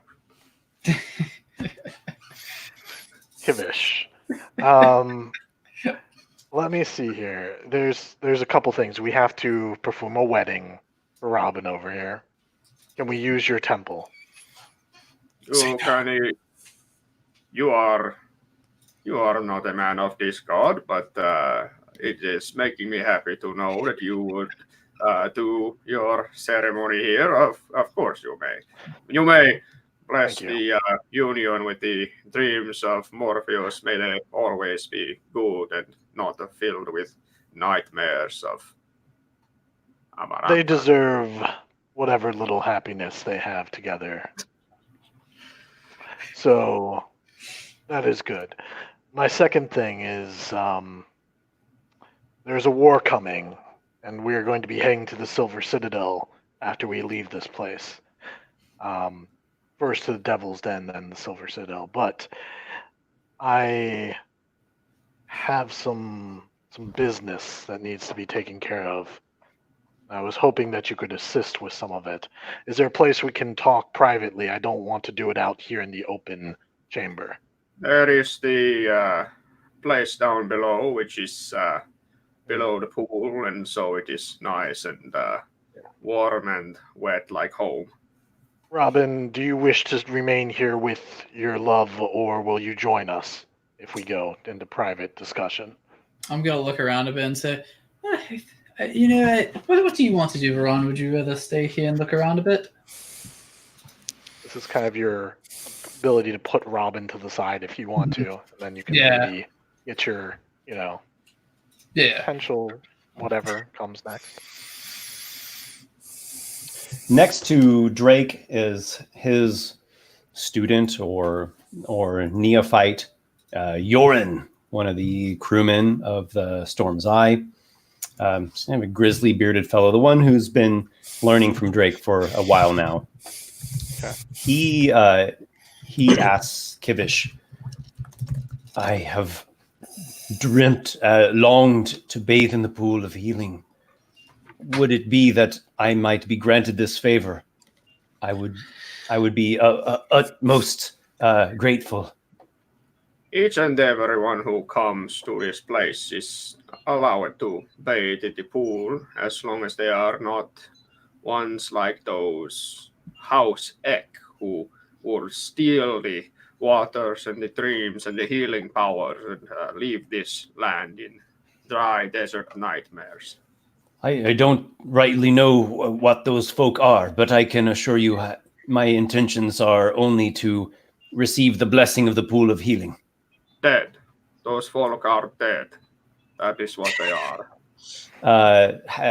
Joy, other than the grim tale there, joy fills his eyes, even a glistening, a teary glistening, and he, entranced, makes his way towards the pool. And he starts to get into it, and then one of the temple, I don't know, maybe an acolyte or maybe just someone who dwells and attends this place, they stop him and they say, Sir, you must disrobe before going into the pool of healing. I mean, yeah. Makes sense, yeah. I don't rightly feel Drake's gonna comfortable walk if you don't over. mind. Walks over and starts stripping down to show that there's nothing to be ashamed of, and then Drake, step are you stripping that man down? He's talking about himself. He's talking about himself. Sorry. I thought you were walking over to Drake disrobes and you step into the pool. It's pleasantly warm, and there's even a little bit of vapors steaming off of its surface. And it gives a wonderful effervescent sensation. It's not bubbly. It's really still water, but you feel something that at once energizes you and relaxes you, and you settle into it, and you feel pleasantly drowsy. You're reminded of kind of how it feels when someone casts a Cure Wounds spell on you. So you're settling into that, and Yorin he's trying to convince them to at least just let me keep my long tunic on. I'll take off my boots and my coat. I assume by this point they've probably at least semi-permanently erected a wooden and fabric modesty curtain over part of the pool. Granted, I don't think so. I think really what the issue here is that we're actually looking at this from our 2019 that's eyes. true, Yeah. Robin actually is gonna feel a little bad for the guy. He's gonna walk over. Clearly got some sort of horrible thing that he doesn't. Well, want yeah, to if they show. built something like that, it's not for their own reasons. It's just because of complainers. Actually, really, what I imagine that they have constructed is statuary. I think they've constructed statuary that probably has nude forms in it, but not in a pornographic sense, but in a sense of the beauty Yeah, Morpheus. of the figure. Robin is gonna feel bad though. He's gonna walk over and like see that this guy does want to do it, but he's feeling a little bit embarrassed. He goes, my friend, you see that Drake wasn't ashamed by anything. You should do the same. If you want this blessing, then follow in your. This is like the student of Drake, right? Yeah, kind of like a. Yeah. So like follow in your mentor's footsteps. You have nothing to be ashamed of here. We're all friends. He badly wants to have this experience, and he bites his lip and he cringes and he disrobes fully. And upon removing all of his garments, you see a horrid black mark that has grown all across his chest, his stomach, and even onto part of his hip. I knew that was probably. Would you look at that? No. A terrible form, almost if you look at it in the right way, it's some kind of grotesquerie or monstrosity. And like trembling, Yoren lowers himself into the pool. Get ready just in case something. Hey, Lykar, look who it is. Yeah, Robin, yeah. Robin, after seeing that, will back away as well and get a little bit ready for anything that might happen. He falls to his knees in the pool, which makes the water come like up to his chin, and he like falls back and he lets out like that sort of moan, but the mark, like ink, comes off of his skin and slowly diminishes, dissolves to nothing in the pool, healed in the exact same fashion that Lykar was all those many months back. Oh, way back in like episode 3. That's some powerful shit. Once seeing that, since Robin will, let his hand off of his blade after seeing that nothing bad happened, then walk over and say, "See, that wasn't so bad, now was it?" That's when Stumpy comes in, is like, and I have one too, and explodes into a demon. Yeah, exactly. Dunniford dips his lopped off and carterized arm into the pool. Oh, bloody hell! It doesn't regrow. It didn't work. One of the dwarves there just like flops off a robe, and really his whole body just looks like one giant beard bush. You gotta get into the water all the way, you bloody fool. The dwarf plops himself in there. Twinkles his toes in the water. Dunniford bites his lip, disrobes, gets into the water. Bloody hell! Perhaps the captain could remove the cap, and that will do it for you. Well, Wait, is the cap still on? Yeah. Well, it's fused on to him. Okay. I don't think you can really remove it anymore. It's kind I of. mean, I could melt it off, I assume, with my spell. Kivish, you are not aware that this pool has the regeneration property. Okay. You're not aware that it can regenerate lost parts. You're also not aware that it can bring people back to life. Right. Okay. No. Otherwise, it does heal wounds, injuries, illnesses, perhaps even curses. Curses. Yeah, you're unsure, but it has some pretty magnificent properties. Now, Noxiqual, before you go and burn that poor man's arm, you do know that this is not going to make his hand come back. I had no intention to. We learned it the hard way when someone from the Wastes brought a dead gnoll in and tossed him in there.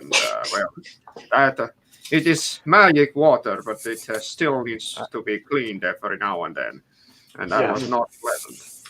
Listen, we need to talk real quick about a serious matter, about an enemy that we've come into possession of, a certain artifact of theirs that perhaps the waters might be able to neutralize.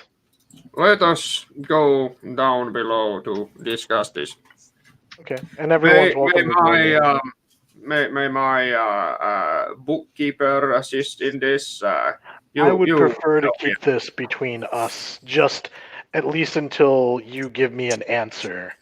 Just maybe quick if you say no or yes, or you may need to dream and consult with Morpheus. Well, you know my bookkeeper. You are the reason he is alive. Not the bookkeeper. It's who is- Carderock. Oh, yeah. Understood. Yes, that's fine. All right, so Yeah. down the Undercroft. Drake, I especially want you to be there. All right, so Drake will hop out of the pool, Dwarf cave. dries himself off, throws on his clothes, and falls down. All right, we go into the Undercroft, and I'm going to turn to Kivish and say, Kivish, we, in our travels in Mirgraf Mines, came across an idol of Orcus, the demon prince. And we believe that is an artifact of evil that would corrupt any who touch it and give them the power of undeath if they should die. We are not for letting this back out into the world. And so we were wondering if Morpheus, in his healing abilities, could destroy this artifact. Artifact of Orcus. Now that is not the one I am knowing too well, though I read in books that he is a demon. He is the enemy. It is good to know that you are not on that side, even if you a little bit. Not all undeath is Orcus, and Orcus is of the most perverse and foul undead. Undead for their own sake, yes. He No, goes for his sake. Well, he goes against the will of nature, and Morpheus does not dream these things. Yes. Could you ask Morpheus if this would be acceptable to use his waters? I do not wish to damage his artifact if this would not work. I will need to ask. I do not know if his waters or he himself has the particular tools to do this. It could be that you need to toss it back into where it was made. I have read about one of those before, a ring or something. I have other means that I am pursuing if this should not be a possible method. But before I take it to the dwarves or other enemies of Orcus, I would prefer to deal with it now so we are not carrying it with us. Yeah. In and out of character, I don't actually know if Morpheus has what it takes. It could be something where you do actually need to bring it back to where it was made. And, exactly. And so you'll go do that. We'll spend the night here. But let's get Robin married. Indeed. Drake is actually going to go, seeing as they don't need Drake anymore, he's going to go back up to the main temple and I was pray. going to keep you there in case we need to show it off to you. Yeah, but no, seeing that he was no longer needed, Yeah. like the conversation was done, he's going to go up to the main temple and pray. Sure. You go and you do some prayer, and you are actually approached, accompanied shortly after by Cairo Horton. He is a human man who's dwelt in these parts his whole life. He is actually a priest who has faithfully tended this temple through good times and through some very bad times. Now I remember that guy. A wrinkled, bald man, lean fellow, bit of a sandy, gritty voice. Oh, I am happy to have you here, traveler from afar. You seem to have a particular interest in something. What is it that is upon your mind? This one believes he is at a fork in the roads of his life. This weighs upon you. I feel the weight.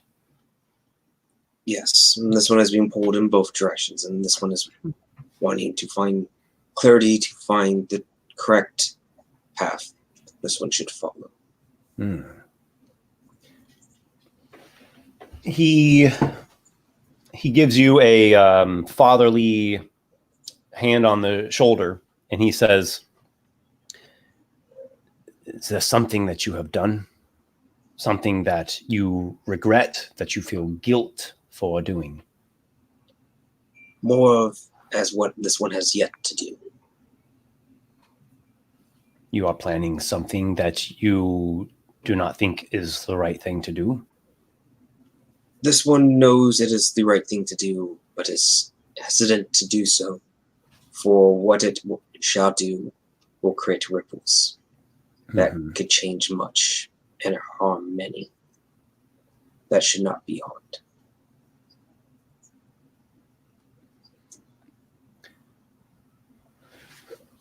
Is there something specific that you want to tell me? This one is a follower of Dionysus, one that follows his true words and teachings. And this one at some point must return back and fix the corruption that has fallen among his temples.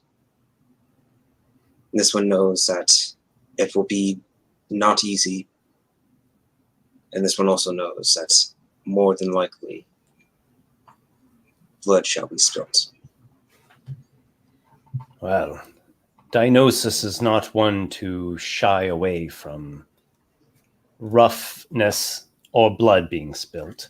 No, this one understands that. This one does not wish for innocence to be caught, but this one believes no matter what path he should take, innocence will be caught in this fight. Mm-hmm. There is a temple of Dionysus in Drakengrim. At least there was. It is abandoned. Have you perchance visited Broken Bell Temple? This one has not. It is a desolate, abandoned place now. In a desolate and abandoned region known as Gitsgrand.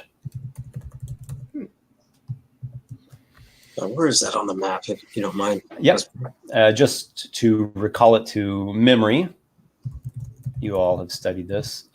So currently you are here.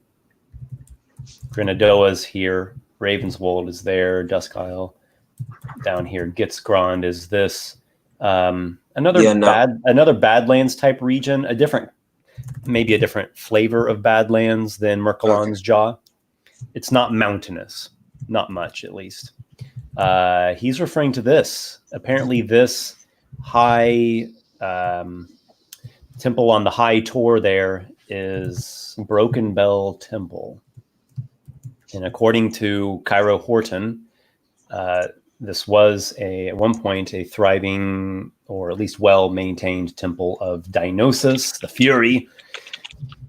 Dionysus himself saw its construction. He feasted, he drank there, he wrestled the priests there. Yes, in his day. But that is a bygone time. Much doom has befallen this world, and we live in a broken shell of what Ikoria once was. This one agrees. The bell that used to ring mightily, sounding the praise, sounding the glory that is Dionysus the Fury, is sundered, and the place has been abandoned for some time. But Dionysus is alive within you, and you fear that you might come upon malevolence through this path of war. Yes, this one is worried of that. What war do you speak of? The war for Drakengrim? Not of that war, but a war of the teachings of Dionysus. This one comes from the Sunderwave Temple, where the teachings of Dionysus have become corrupted and no longer hold any true meaning. This one wishes to fix that. Mm-hmm. And this one believes a war will break out because of it. I'm not familiar with Sunderwave Temple. We are an isolated realm, and many things that were once known have become lost or forgotten. Though I will do what I can to help you find the path that can be a hand that can be extended to you if you are willing, a hand of our great Lord Morpheus. This one would be great for any help that he can gain. Very well. So they're going to be performing a rite to Morpheus, and he would like you to participate in it. He says that you might find guidance, you might find what you're searching for through this rite. Are you willing to participate? Yeah, Drake would be willing to. Okay. So there's going to be a temple ritual that's taking place over the next couple hours. During this time, you all can do whatever you want to do. You can take part in the ritual, or you can go elsewhere. Noxiqual and Lykar, you actually were here last time this ritual happened, and Lykar, you yourself participated in it. You were able to enter into, spiritually, project or enter into Morpheus's plane, his spiritual realm. Yep, I remember that. Noxiqual, you didn't do that. You stayed back. Yeah, exactly. Kivish took part in it as well. Yep. Which I think he's pretty much like the guide who performs that ritual with people. I guess maybe Cairo Horton might be. Like Yeah, you and Cairo I see as the authority figures here. This would be great because Drake knows Kivish, and he's like, if he sees Kivish, he's gonna get this like, oh. I think Knox will leave during this and maybe have a little chat with Robin off to the side. Not anything we need to do on scene, but like they're having some chat. We can keep it off to the side. Okay, so we'll focus on the ritual, but I do just want to say one small detail that you notice, Noxiqual. A figure catches your eye because there are some other temple grounds that are exterior. There are some other structures and buildings that have been built. A lot of them are just dwellings. This temple is functioning. It's a hamlet, really, is what it is. A hamlet is springing up around the temple, but you see a figure. And Nick, I would like you just to give just a basic description, just a basic physical description that Noxiqual would notice with this figure. Oh boy. You'd probably noticed a figure sort of in black robes with sort of a curved staff that's sort of just like walking or wherever he's at this moment, sort of just standing there. You probably notice, black hair as well. And probably a bit of a younger fellow. So he catches your eye, and there's a moment, I imagine this, that you both notice each other, and he's familiar to you. You've seen him before. You know who he is, but he doesn't necessarily know who you are. But now maybe isn't the right time. You're busy with Robin, but you note that he is here. Man, that black looks really hot in the waist. Anyways, it's pretty cold here. Actually, it's a dry, rocky region, but it's winter cold in Dreckengrim. Yeah. So there's a rite that takes place, and it starts with chanting. Hymns chanted to Morpheus the Dreamer, bells ringing. There is sanctified incense that's being burned in censers, and there is prayers offered in honor, praising the Lord of dreams and restfulness and healing. And they thank him for his guidance, for his blessing of healing that he has given to so many, and that now is a time in which we need his guidance, his benevolence more than ever to help heal the scars of Drakengrim to help tend to the wounded that will be to come in the days of strife and war in the ensuing year. There is a communion rite as well, and there are two consumables. One is a drink from a chalice, which is a sort of nectar. It's not wine, it's not fermented or brewed, but it is a sweet nectar drink, the nectar of Morpheus. The other is prepared mushrooms with spices in them, courtesy of Kivish. And these mushrooms, they've got just a little something special, a little kick to them, you might say. Were they grown on Kivish?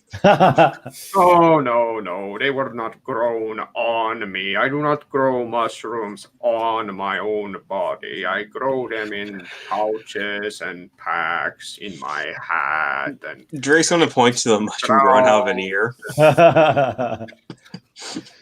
Yeah, he personally fertilized them with great care. So, They grow in the wax of the ear. do you all partake of the ambrosia and the mushrooms? Yeah, Drake will. you have to. It is part of the ritual. You cannot speak to Morpheus if you do not do it. Lykar? Sure. Okay. You all partake of the rite, and What about Card? Would Card be doing it? Carderock. Well, it is not every day that you have a chance to talk to a god. I was a priest of Morpheus of a sort at one point. I will admit I am more than a little bit lapsed. Yes. Will you pass that wine? And yes, he knows it's not wine. But Okay. The reason I asked is because ever since you started playing as Kivish, we haven't heard anything from Card. So I would like. It's very true. So yes. I want to see what Card would be doing as well. And yeah, no, he absolutely wants to participate. He Okay. not Mhm. for any reason of like being directly connected to what Drake's doing, although he's probably a little bit nosy because it seems like Drake's doing something big. But yeah, he definitely wants to meet a god. Yeah, this is probably hopefully a big turning point for Drake in his character. Although Robin wouldn't necessarily be interested in doing it, he does ask for Ron if she would be interested in doing the ritual. Okay, so are you in wedding preparations or are Yeah, you in the probably- ritual? Yeah, we would probably be preparing for the wedding and stuff, but I will ask her, I'll be like, Veron, if you would like to, you're more than welcome to. I'm sure that I can finish up. Maybe this ritual could be part of what we need to do to get into the right state to be ready to marry. This is a really, really big thing. I'm gonna look at Noxiqual and sort of say, do you mind if we go along with this? Maybe you can finish up a bit here. You do what you're going to do. So Veron's of the opinion that probably praying to a god and taking part in a religious act is very fitting for the lead up to your wedding. All right. So you and her are part of the rite as well. The communion is more than just the partaking of the ambrosia and the mushrooms. There is also a prayer circle with grasped hands, held hands.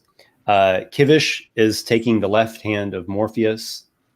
Cairo is taking his right hand. He kind of holds it along with the chalice, and then they hold the hand of the next person, and you all link up in a ring at the throne of the god here, and you pray together, and then a bell rings, and there's great silence, and you all feel a tremendous warmth and drowsiness rushing through you. Maybe a little swirly feeling, might be in those mushrooms.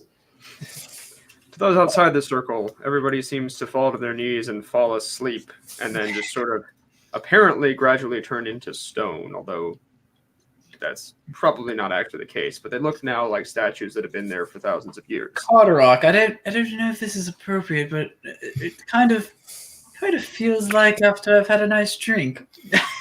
It does appear as though the walls are getting a bit And this is just like old times. juicy. Kivish, what kind of mushrooms did you give us? The Imagine best like kind it's in for slow seeing motion. dreams of Morpheus. They are the best kind of mushrooms. There is no other kind that is good for dreaming of Morpheus like this. Oh well, I might have to get some more of those mushrooms off you. You all Soon feel as- very warm and fuzzy and drowsy and tipsy and a little swirly, and you all fall into a deep slumber. Not violently, but you all lay yourselves down to rest. It overwhelms you, and you just pile down there on the ground. Maybe people are, using each other as pillows, and everyone falls into sleep. Carderock, don't let Drake steal my coins. And you all appear together in the realm of Morpheus. Also, out of character, you- you realize that Drake is there too, right? He's also. No, I know he's there. No, I know. yeah, you are all there. I'm going, why would this one need to steal your coins? Because I'm richer than you. I have more. Can I steal his stuff while he's asleep? Remember, he's apparently stoned. I mean, okay, I just draw things on his face. On Robin's or Drake's? Yes, all of yours. Yeah, Except for Lykar. I like Lykar. Oh, good. what is this place? So all of you dreamers find yourself in maybe a walled pagoda, but there's like a big open archway that you can see out of, and you see beautiful fields of flowers beyond.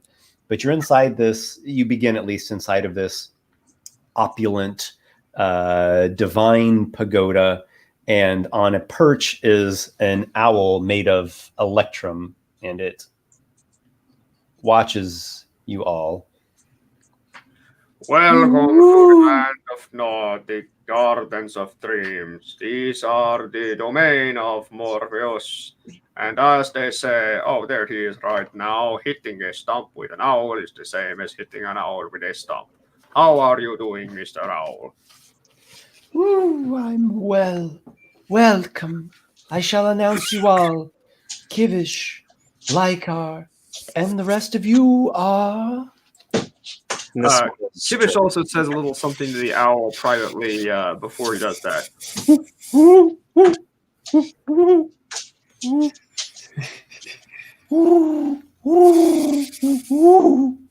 Yes, that is good. These are all friends. And he, opens the floor to introduction. Hello, my name is Robin. Pleased to meet you.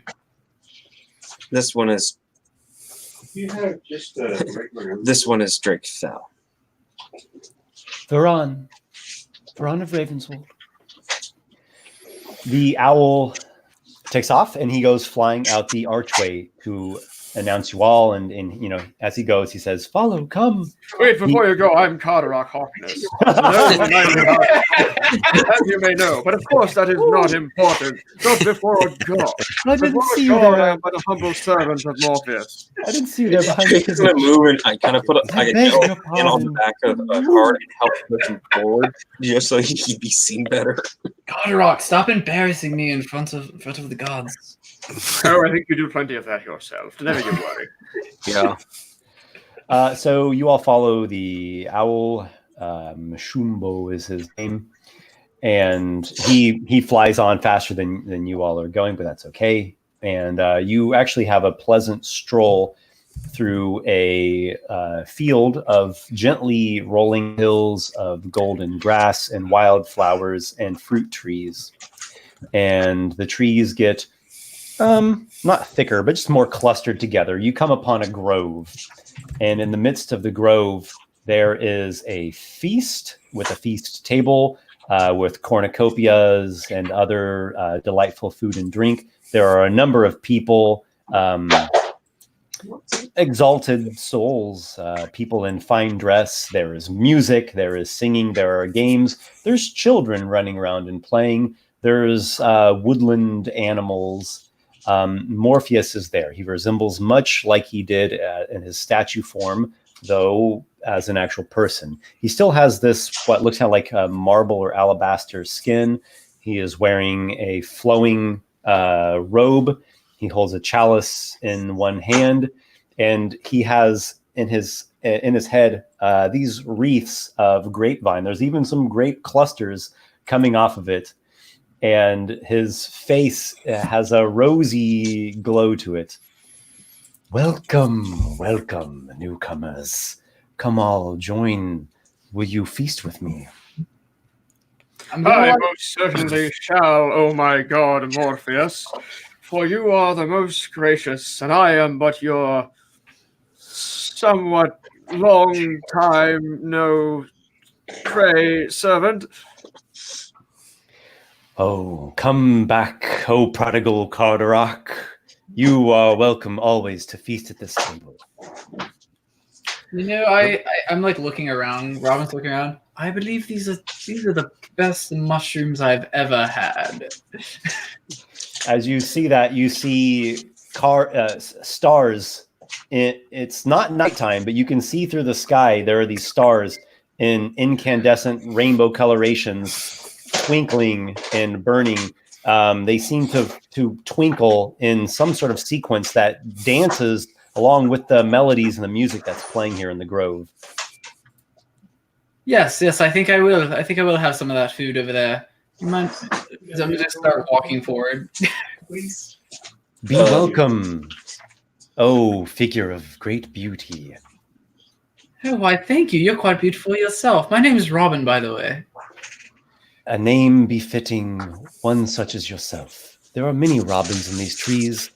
Their sweet music brings joy to my heart. No problem. I'm gonna like look at Drake and be like, you see, like saying, like, you see how great I am? Drake's just gonna shake his head. He's gonna walk up to Morpheus, give a respectful bow to him. This one is Drake Fell and would be honored to be able to dine with you. Your footsteps are like lead falling to the earth. So heavy is the weight that is upon your soul. He places a hand like here, just gently upon your forehead, and you feel a sense of alleviation. You also feel a sense of like an opening feeling. A great sensation of peace and trust runs through you. You maybe have never felt this before, or maybe you thought you felt it, but it was betrayed at some point in the past. It would have been betrayed at some point in the past. Mm-hmm. But feeling again, Drake is going to freeze up, stiffen at the feeling, because he didn't think he could ever feel such a feeling again. You are haunted by something. This one is haunted by his own past and what this one must do in times to come. The music quiets. It doesn't stop, but it comes to a quieter tone, slower rhythm. Morpheus sets down his chalice on the feast table. You are not like the others here. He seems to be searching you with his gaze. His eyes are, they're almost a translucent eye. You can't quite pin down the color. Is it blue? Is it green? Is it violet? Think of it as a translucent shimmer. Okay. And here and there, it will catch slight reflections of a torch that's burning in the grove, or even the rainbow array of stars like gems in the sky. There is something that sets you apart from the companions that you have come with. This one walks a path vast in shadows, while trying to do his best to remain in the light. You need not fear the shadow. The night is a time of rest, of recovery, of journeys safely into a realm of the other world. Why do you fear the shadow? This one fears the shadow for he fears it because this one is afraid to be corrupted like the others were. You fear yourself. This one does.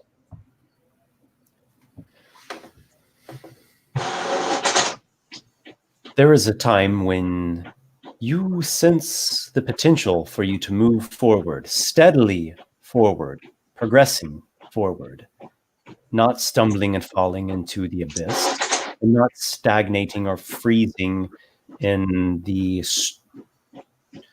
strict and overly mechanical existence that comes with bondage, slavery, overly oppressive and authoritative dogma. You find a moment where you see a balance, and upon that line of balance, you are able to step forth. This one tries to. You have long been on a strange, strange journey in an unknown land. But what is your anchor? What stabilizes you? What is the order that balances out the chaos through which you have journeyed? My belief in the rights and the will of Dionysus. Dionysus. Oh, Dionysus. I miss that fellow. We had many a campaign together. Dionysus. Drake is going to perk up at that, because that is news to him.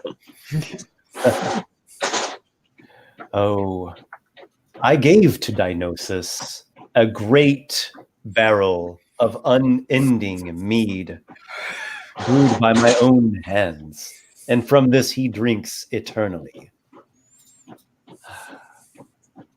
I hope and I long that one day I will be able to meet with him again. This one longs for it as well, but has visions and has had him spoken for by Dionysus. It is good that he is your patron, but he leaves you unbalanced. There is something that you are lacking. You are lacking something to stabilize yourself, something greater to stabilize yourself. You fear the darkness within your own heart. You fear that you might become that which you ran away from. This one does. Yes. You must become yourself a representation of the wise judge, of the good king, of the kind father. This would be the positive representation of order. Not a tyrant, not an oppressor, not a slaver or a wielder of chains, but a good man.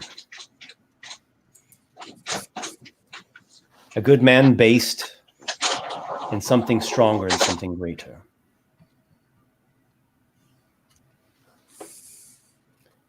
Do you sense a calling, Drake? This one does. Of sorts. Long you have been the servant. You have been the blade which was wielded. The acolyte. Do you sense a calling to transcend this? To become priest? To become master? To become the one who is the wielder of the blade? This one is searching for that. This one left because did not want to serve such a system anymore.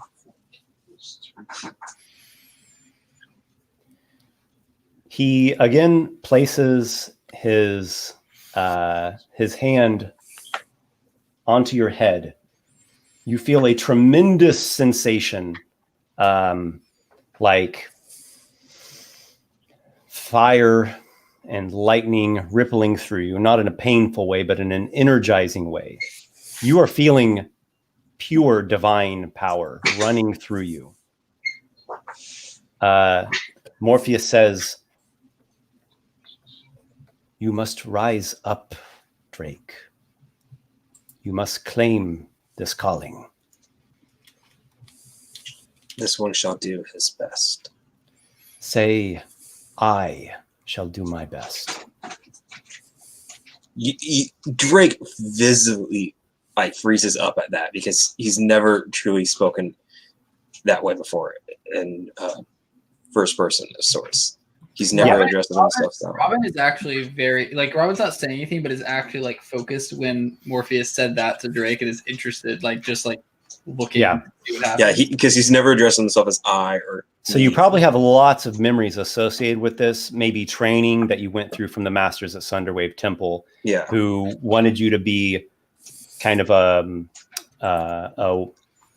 Drake soldier, was a tool, a weapon, a tool, exactly. Only one of his mentors and the one that he traveled with trying to come to Drakengrim didn't treat him that way. So those are the only two that try to get him to speak as a person. So this is for him right now, he's completely nervous to actually say, I will do my best. And maybe you're pouring sweat in hot flashes, trembling, even here in this great place of tranquility and healing. And Morpheus clearly senses this. And he shows you something. He shows you a fountain or kind of a viewing pool of water here to the side. Look and see the realm which you have beheld before. You look into the waters? Yeah, Drake will look into the waters. You look into the waters of the pool, the font, and there's a slight ripple, and it clears into an image, or maybe like a window viewing into the great hall of Dionysus. You have seen this before at moments of spiritual epiphany. And there you see exalted souls and great warriors. And you see the priest who was your dear mentor, your one true ally. And he seems to be looking back, watching, as you're watching him, he's watching what's happening here, viewing all of this. And he's chanting for you. He's saying, "Do it, Drake! You can do it! Claim your mantle, boy!" He doesn't say boy. No, he's like, "You're no longer the boy. You're the man." Be a man, Drake. Drake is going to speak finally for the first time with this group. He goes, "I will do this. I shall do my best to achieve that mantle." So you take the decision. You take the great leap of faith, like a leap from a great snowy mountain peak. And Drake lifts into the air. His body lifts up on swirls of shadow and light, counterbalancing. And you feel the divine power surge through your body and soul. And in this, you are remade. You're transformed. Robin's mouth is like he's got a fork of food and just what is going on here? Yeah, Varon's clinging onto you, same exact awestruck expression. The music crescendos, and then are there any visible changes, or are they all internal at this moment? There's one. the tattoo that he got from the mask one is going to go away. Ooh.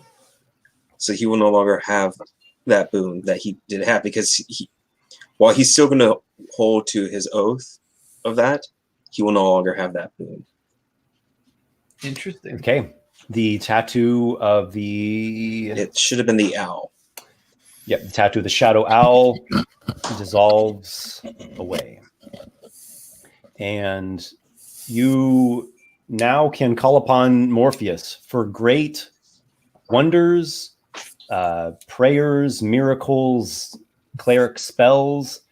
Yep. Do you want to say, like, out of character what it is, or do you just want to let that he's going to just be kind of... he's going to be a cleric. He's still going to be a shadow monk, but he's also removing the rogue to become a divine domain cleric. So he's still going to have those shadow-like abilities with this, because now he's completely understanding. He can completely embrace the darkness and still be a good person. Yes. Excellent. Are you like an equal part cleric and monk, or is it one more than the other? As of right now, I'm going to just be removing the rogue, so he's going to still be 9-level monk, 1-level cleric. Okay. So the roguish, scoundrelly side is transformed, and it has been replaced by a cleric of a twilight domain. Yes. Divine. I thought you said divine domain. It is. Oh yeah, divine twilight. domain. Oh, sorry. I didn't Yeah. know.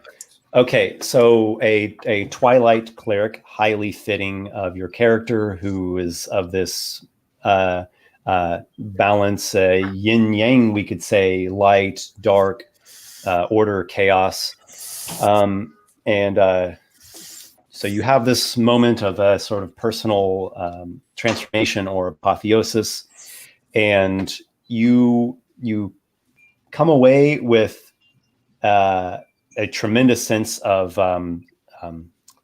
energy, renewed purpose, direction. You feel a grounding. Yes, there's something greater and bigger that you are solidly connected to now.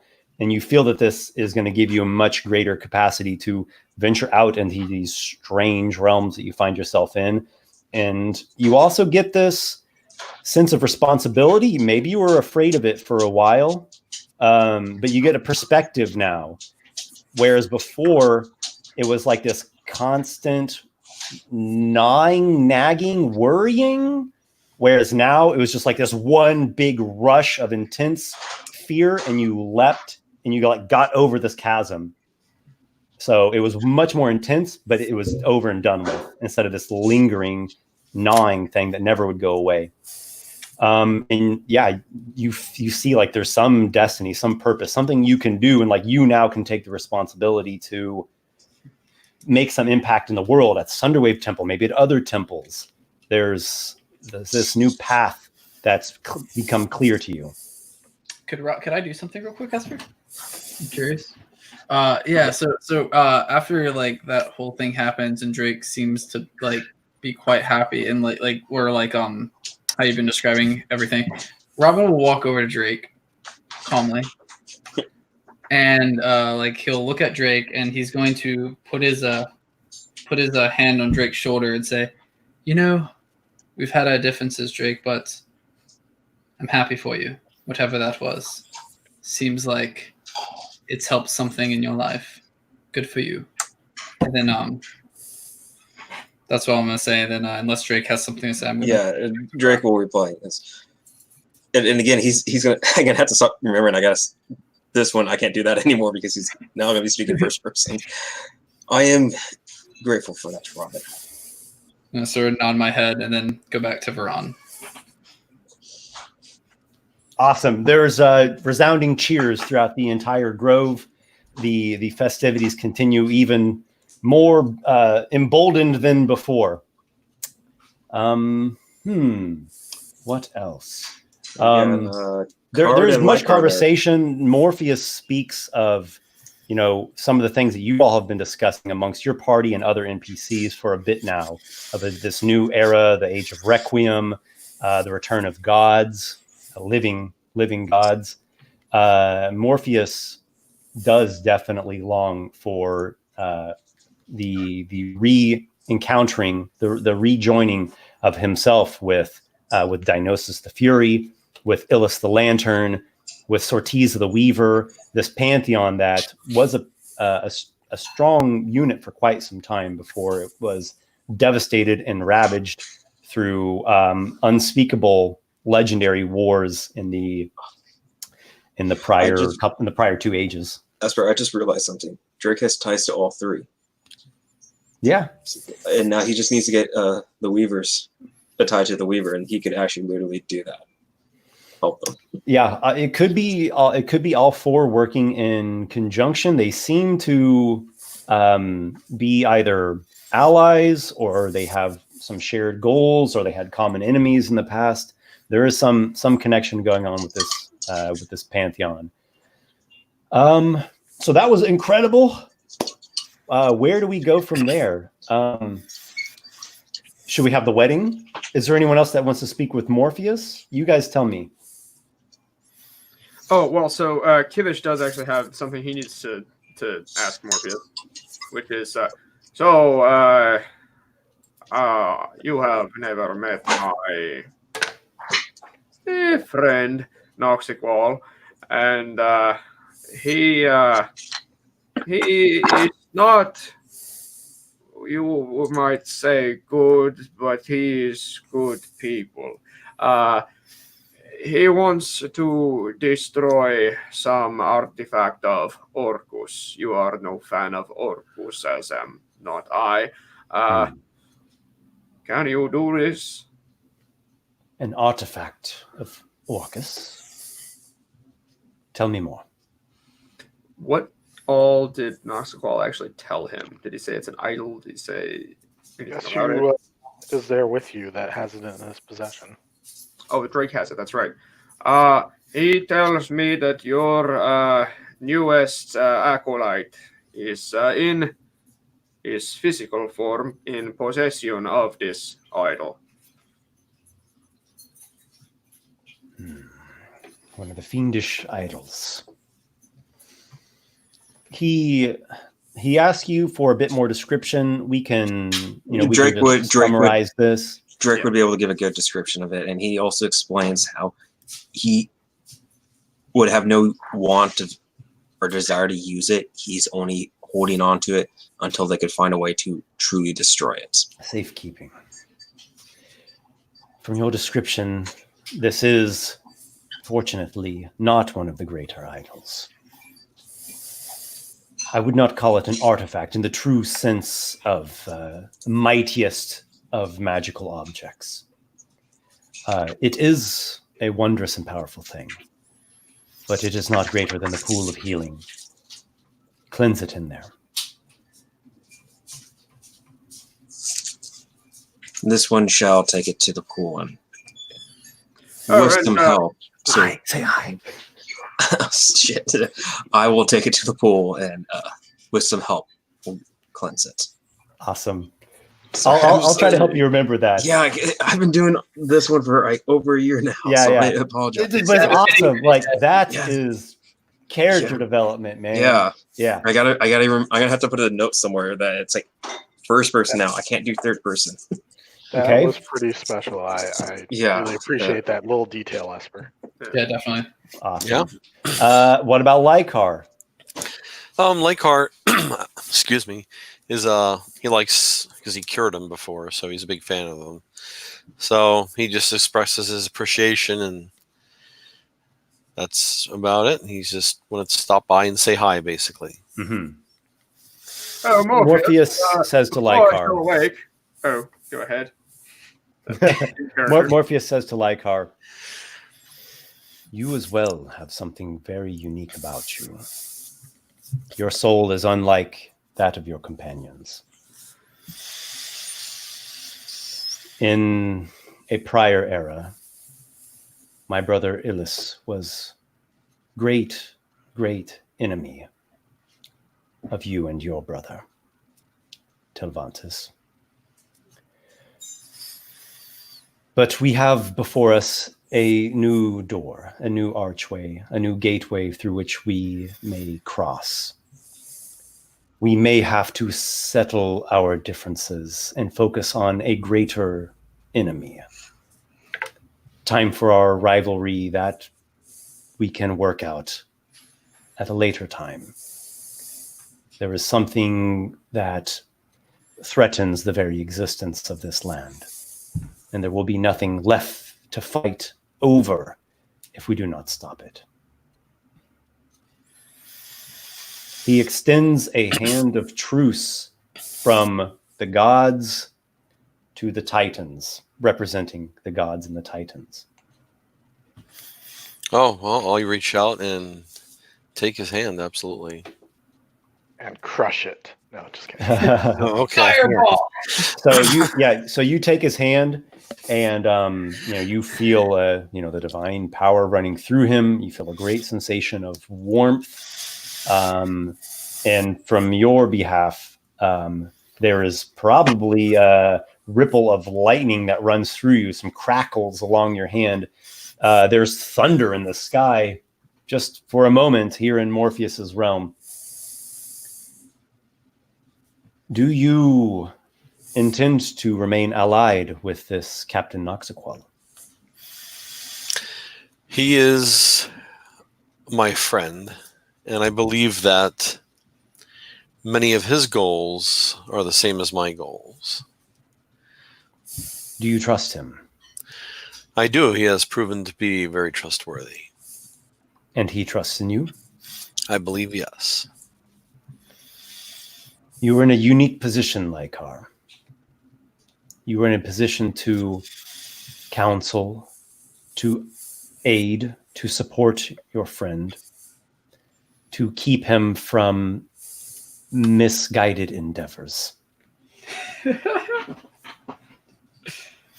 Do your utmost, Lykar, to help keep the trajectory of your party, this great Stormbringer name that you've built yourself, on one that sees the bigger picture of the good of the realm. I do not say this idly, if for nothing else, the very soul of your friend would be at risk. For as you see, behold around you, the mortal life that you lead now is only the first phase. There is another after. You would not want your friend's soul to be doomed, damned. It is complicated. I will try and keep an eye on him. Mortals are complicated things. Your limitations are the price you pay for your mortal life. But he, in the end, is his own person.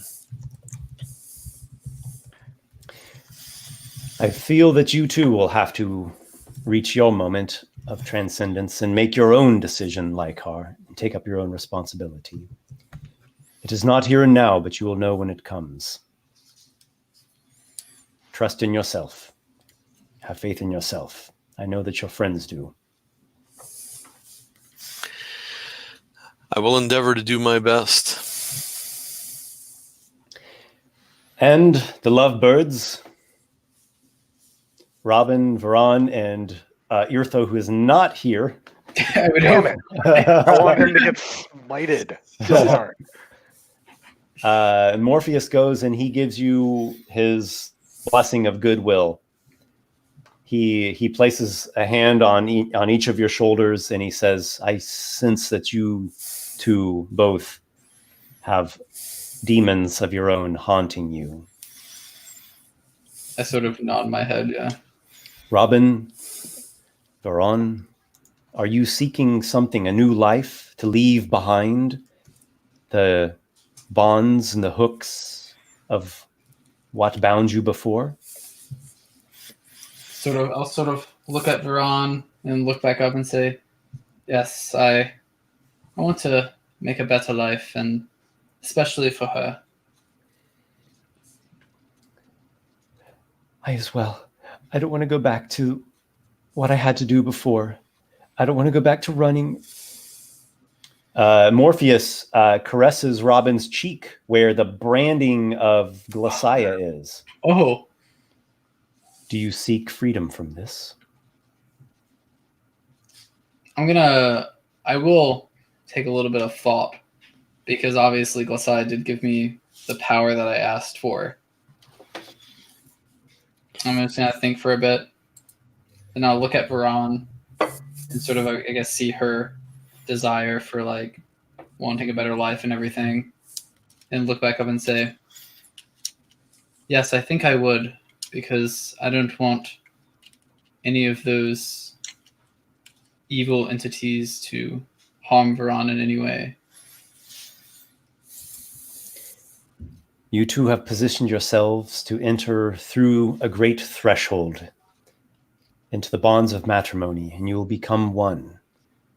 You will support each other, and you will face together all the terrors that have haunted you and all the terrors that are to come.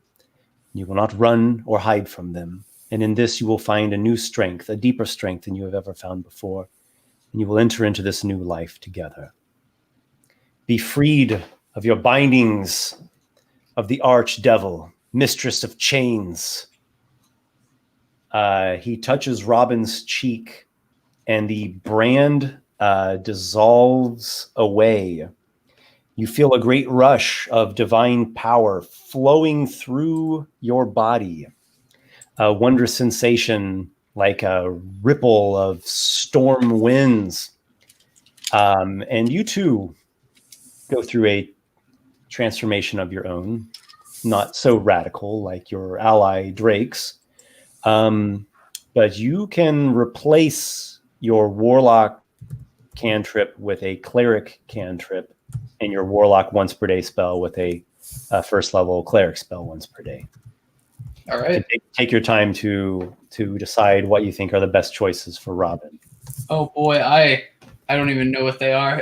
And you may not have to actually choose if we're transitioning things like we've seen, but that is to come.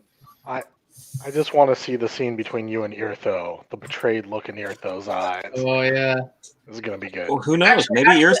Actually, you know what? During this event, like when all this stuff is happening, like after having the event, I'm actually gonna look up and say, I have a little pet. His name's Irthor. I know that he is an imp, but I don't think he really wants to be in service of this Glacia either. Is there anything you can do for him, perhaps? Damn. Wow. Just solve all my problems, Morpheus, please. Make my life amazing. So, fix this devil's life too. Yeah, I'm literally asking. Wow, man. I'm saying, can you help the devil?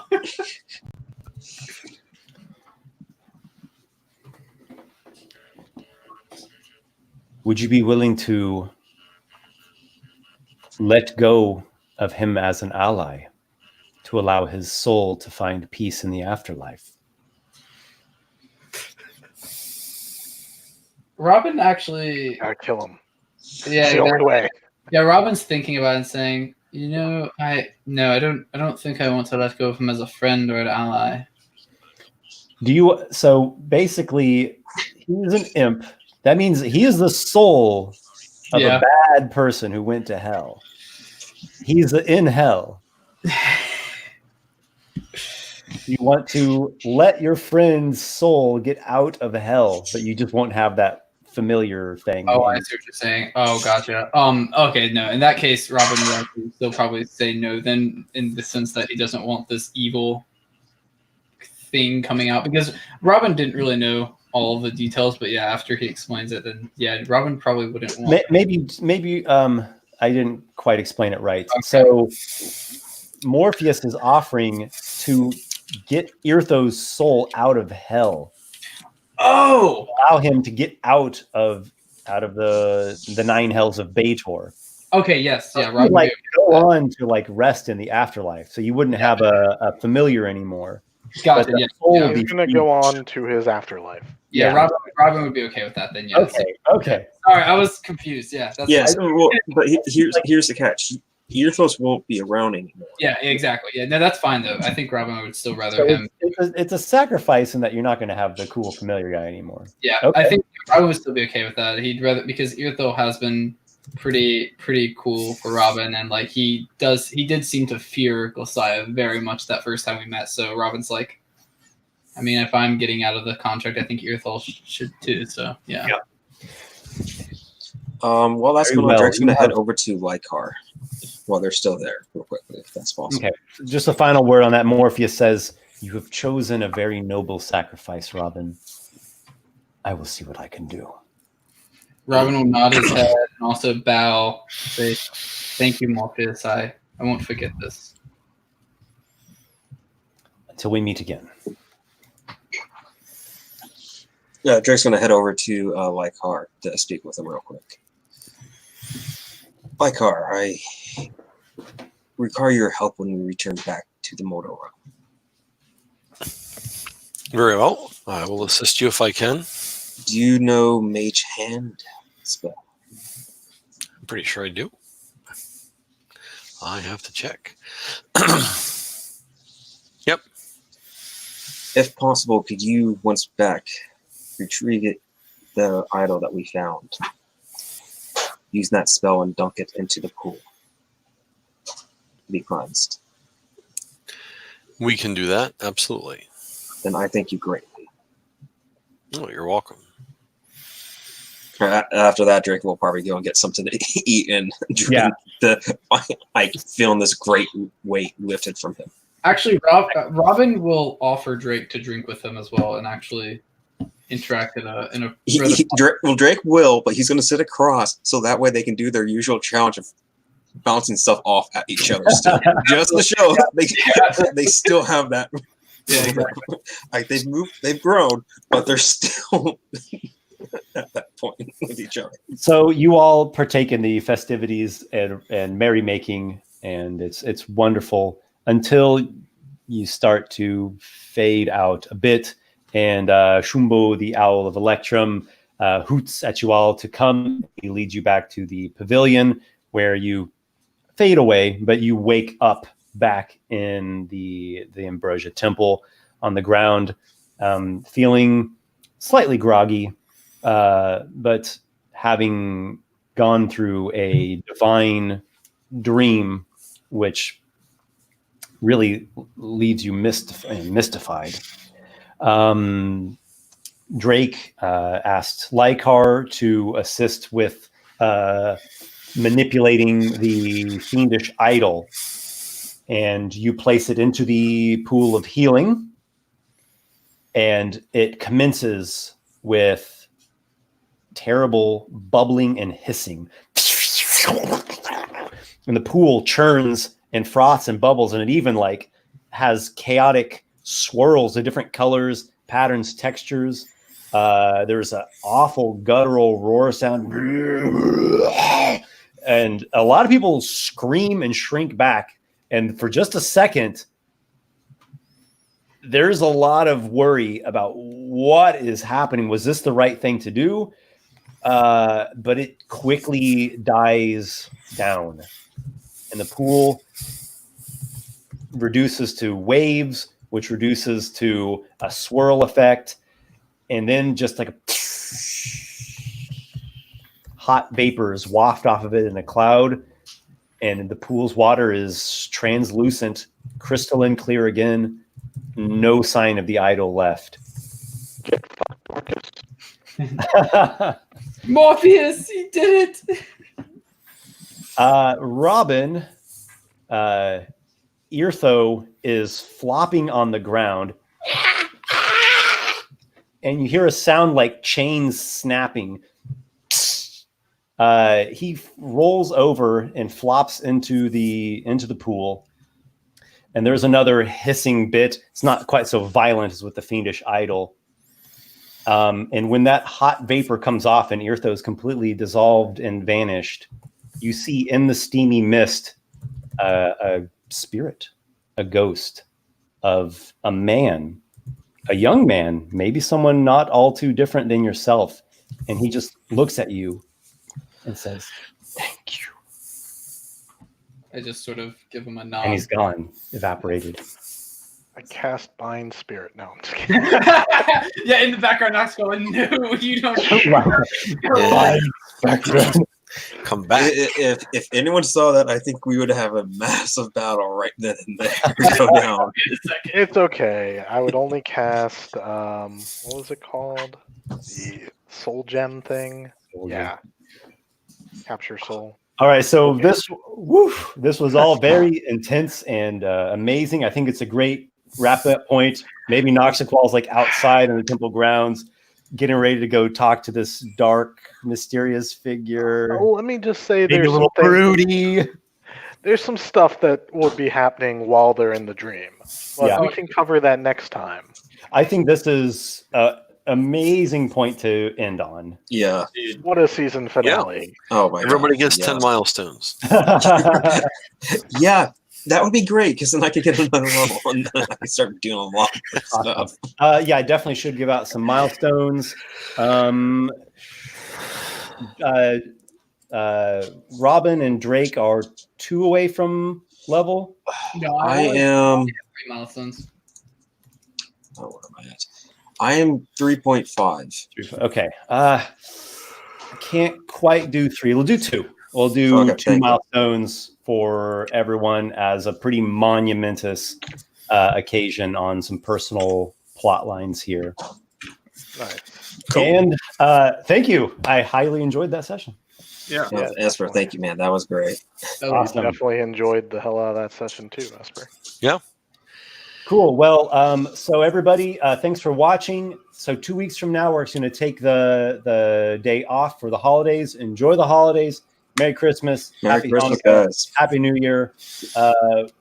I'm forgetting something in there. Is Good Ramadan? evil, blessings of Morpheus. Ranahana Kwanzaa covers everything. Merry Yule. So That's the rest of us. blessings Merry to Year's. you all.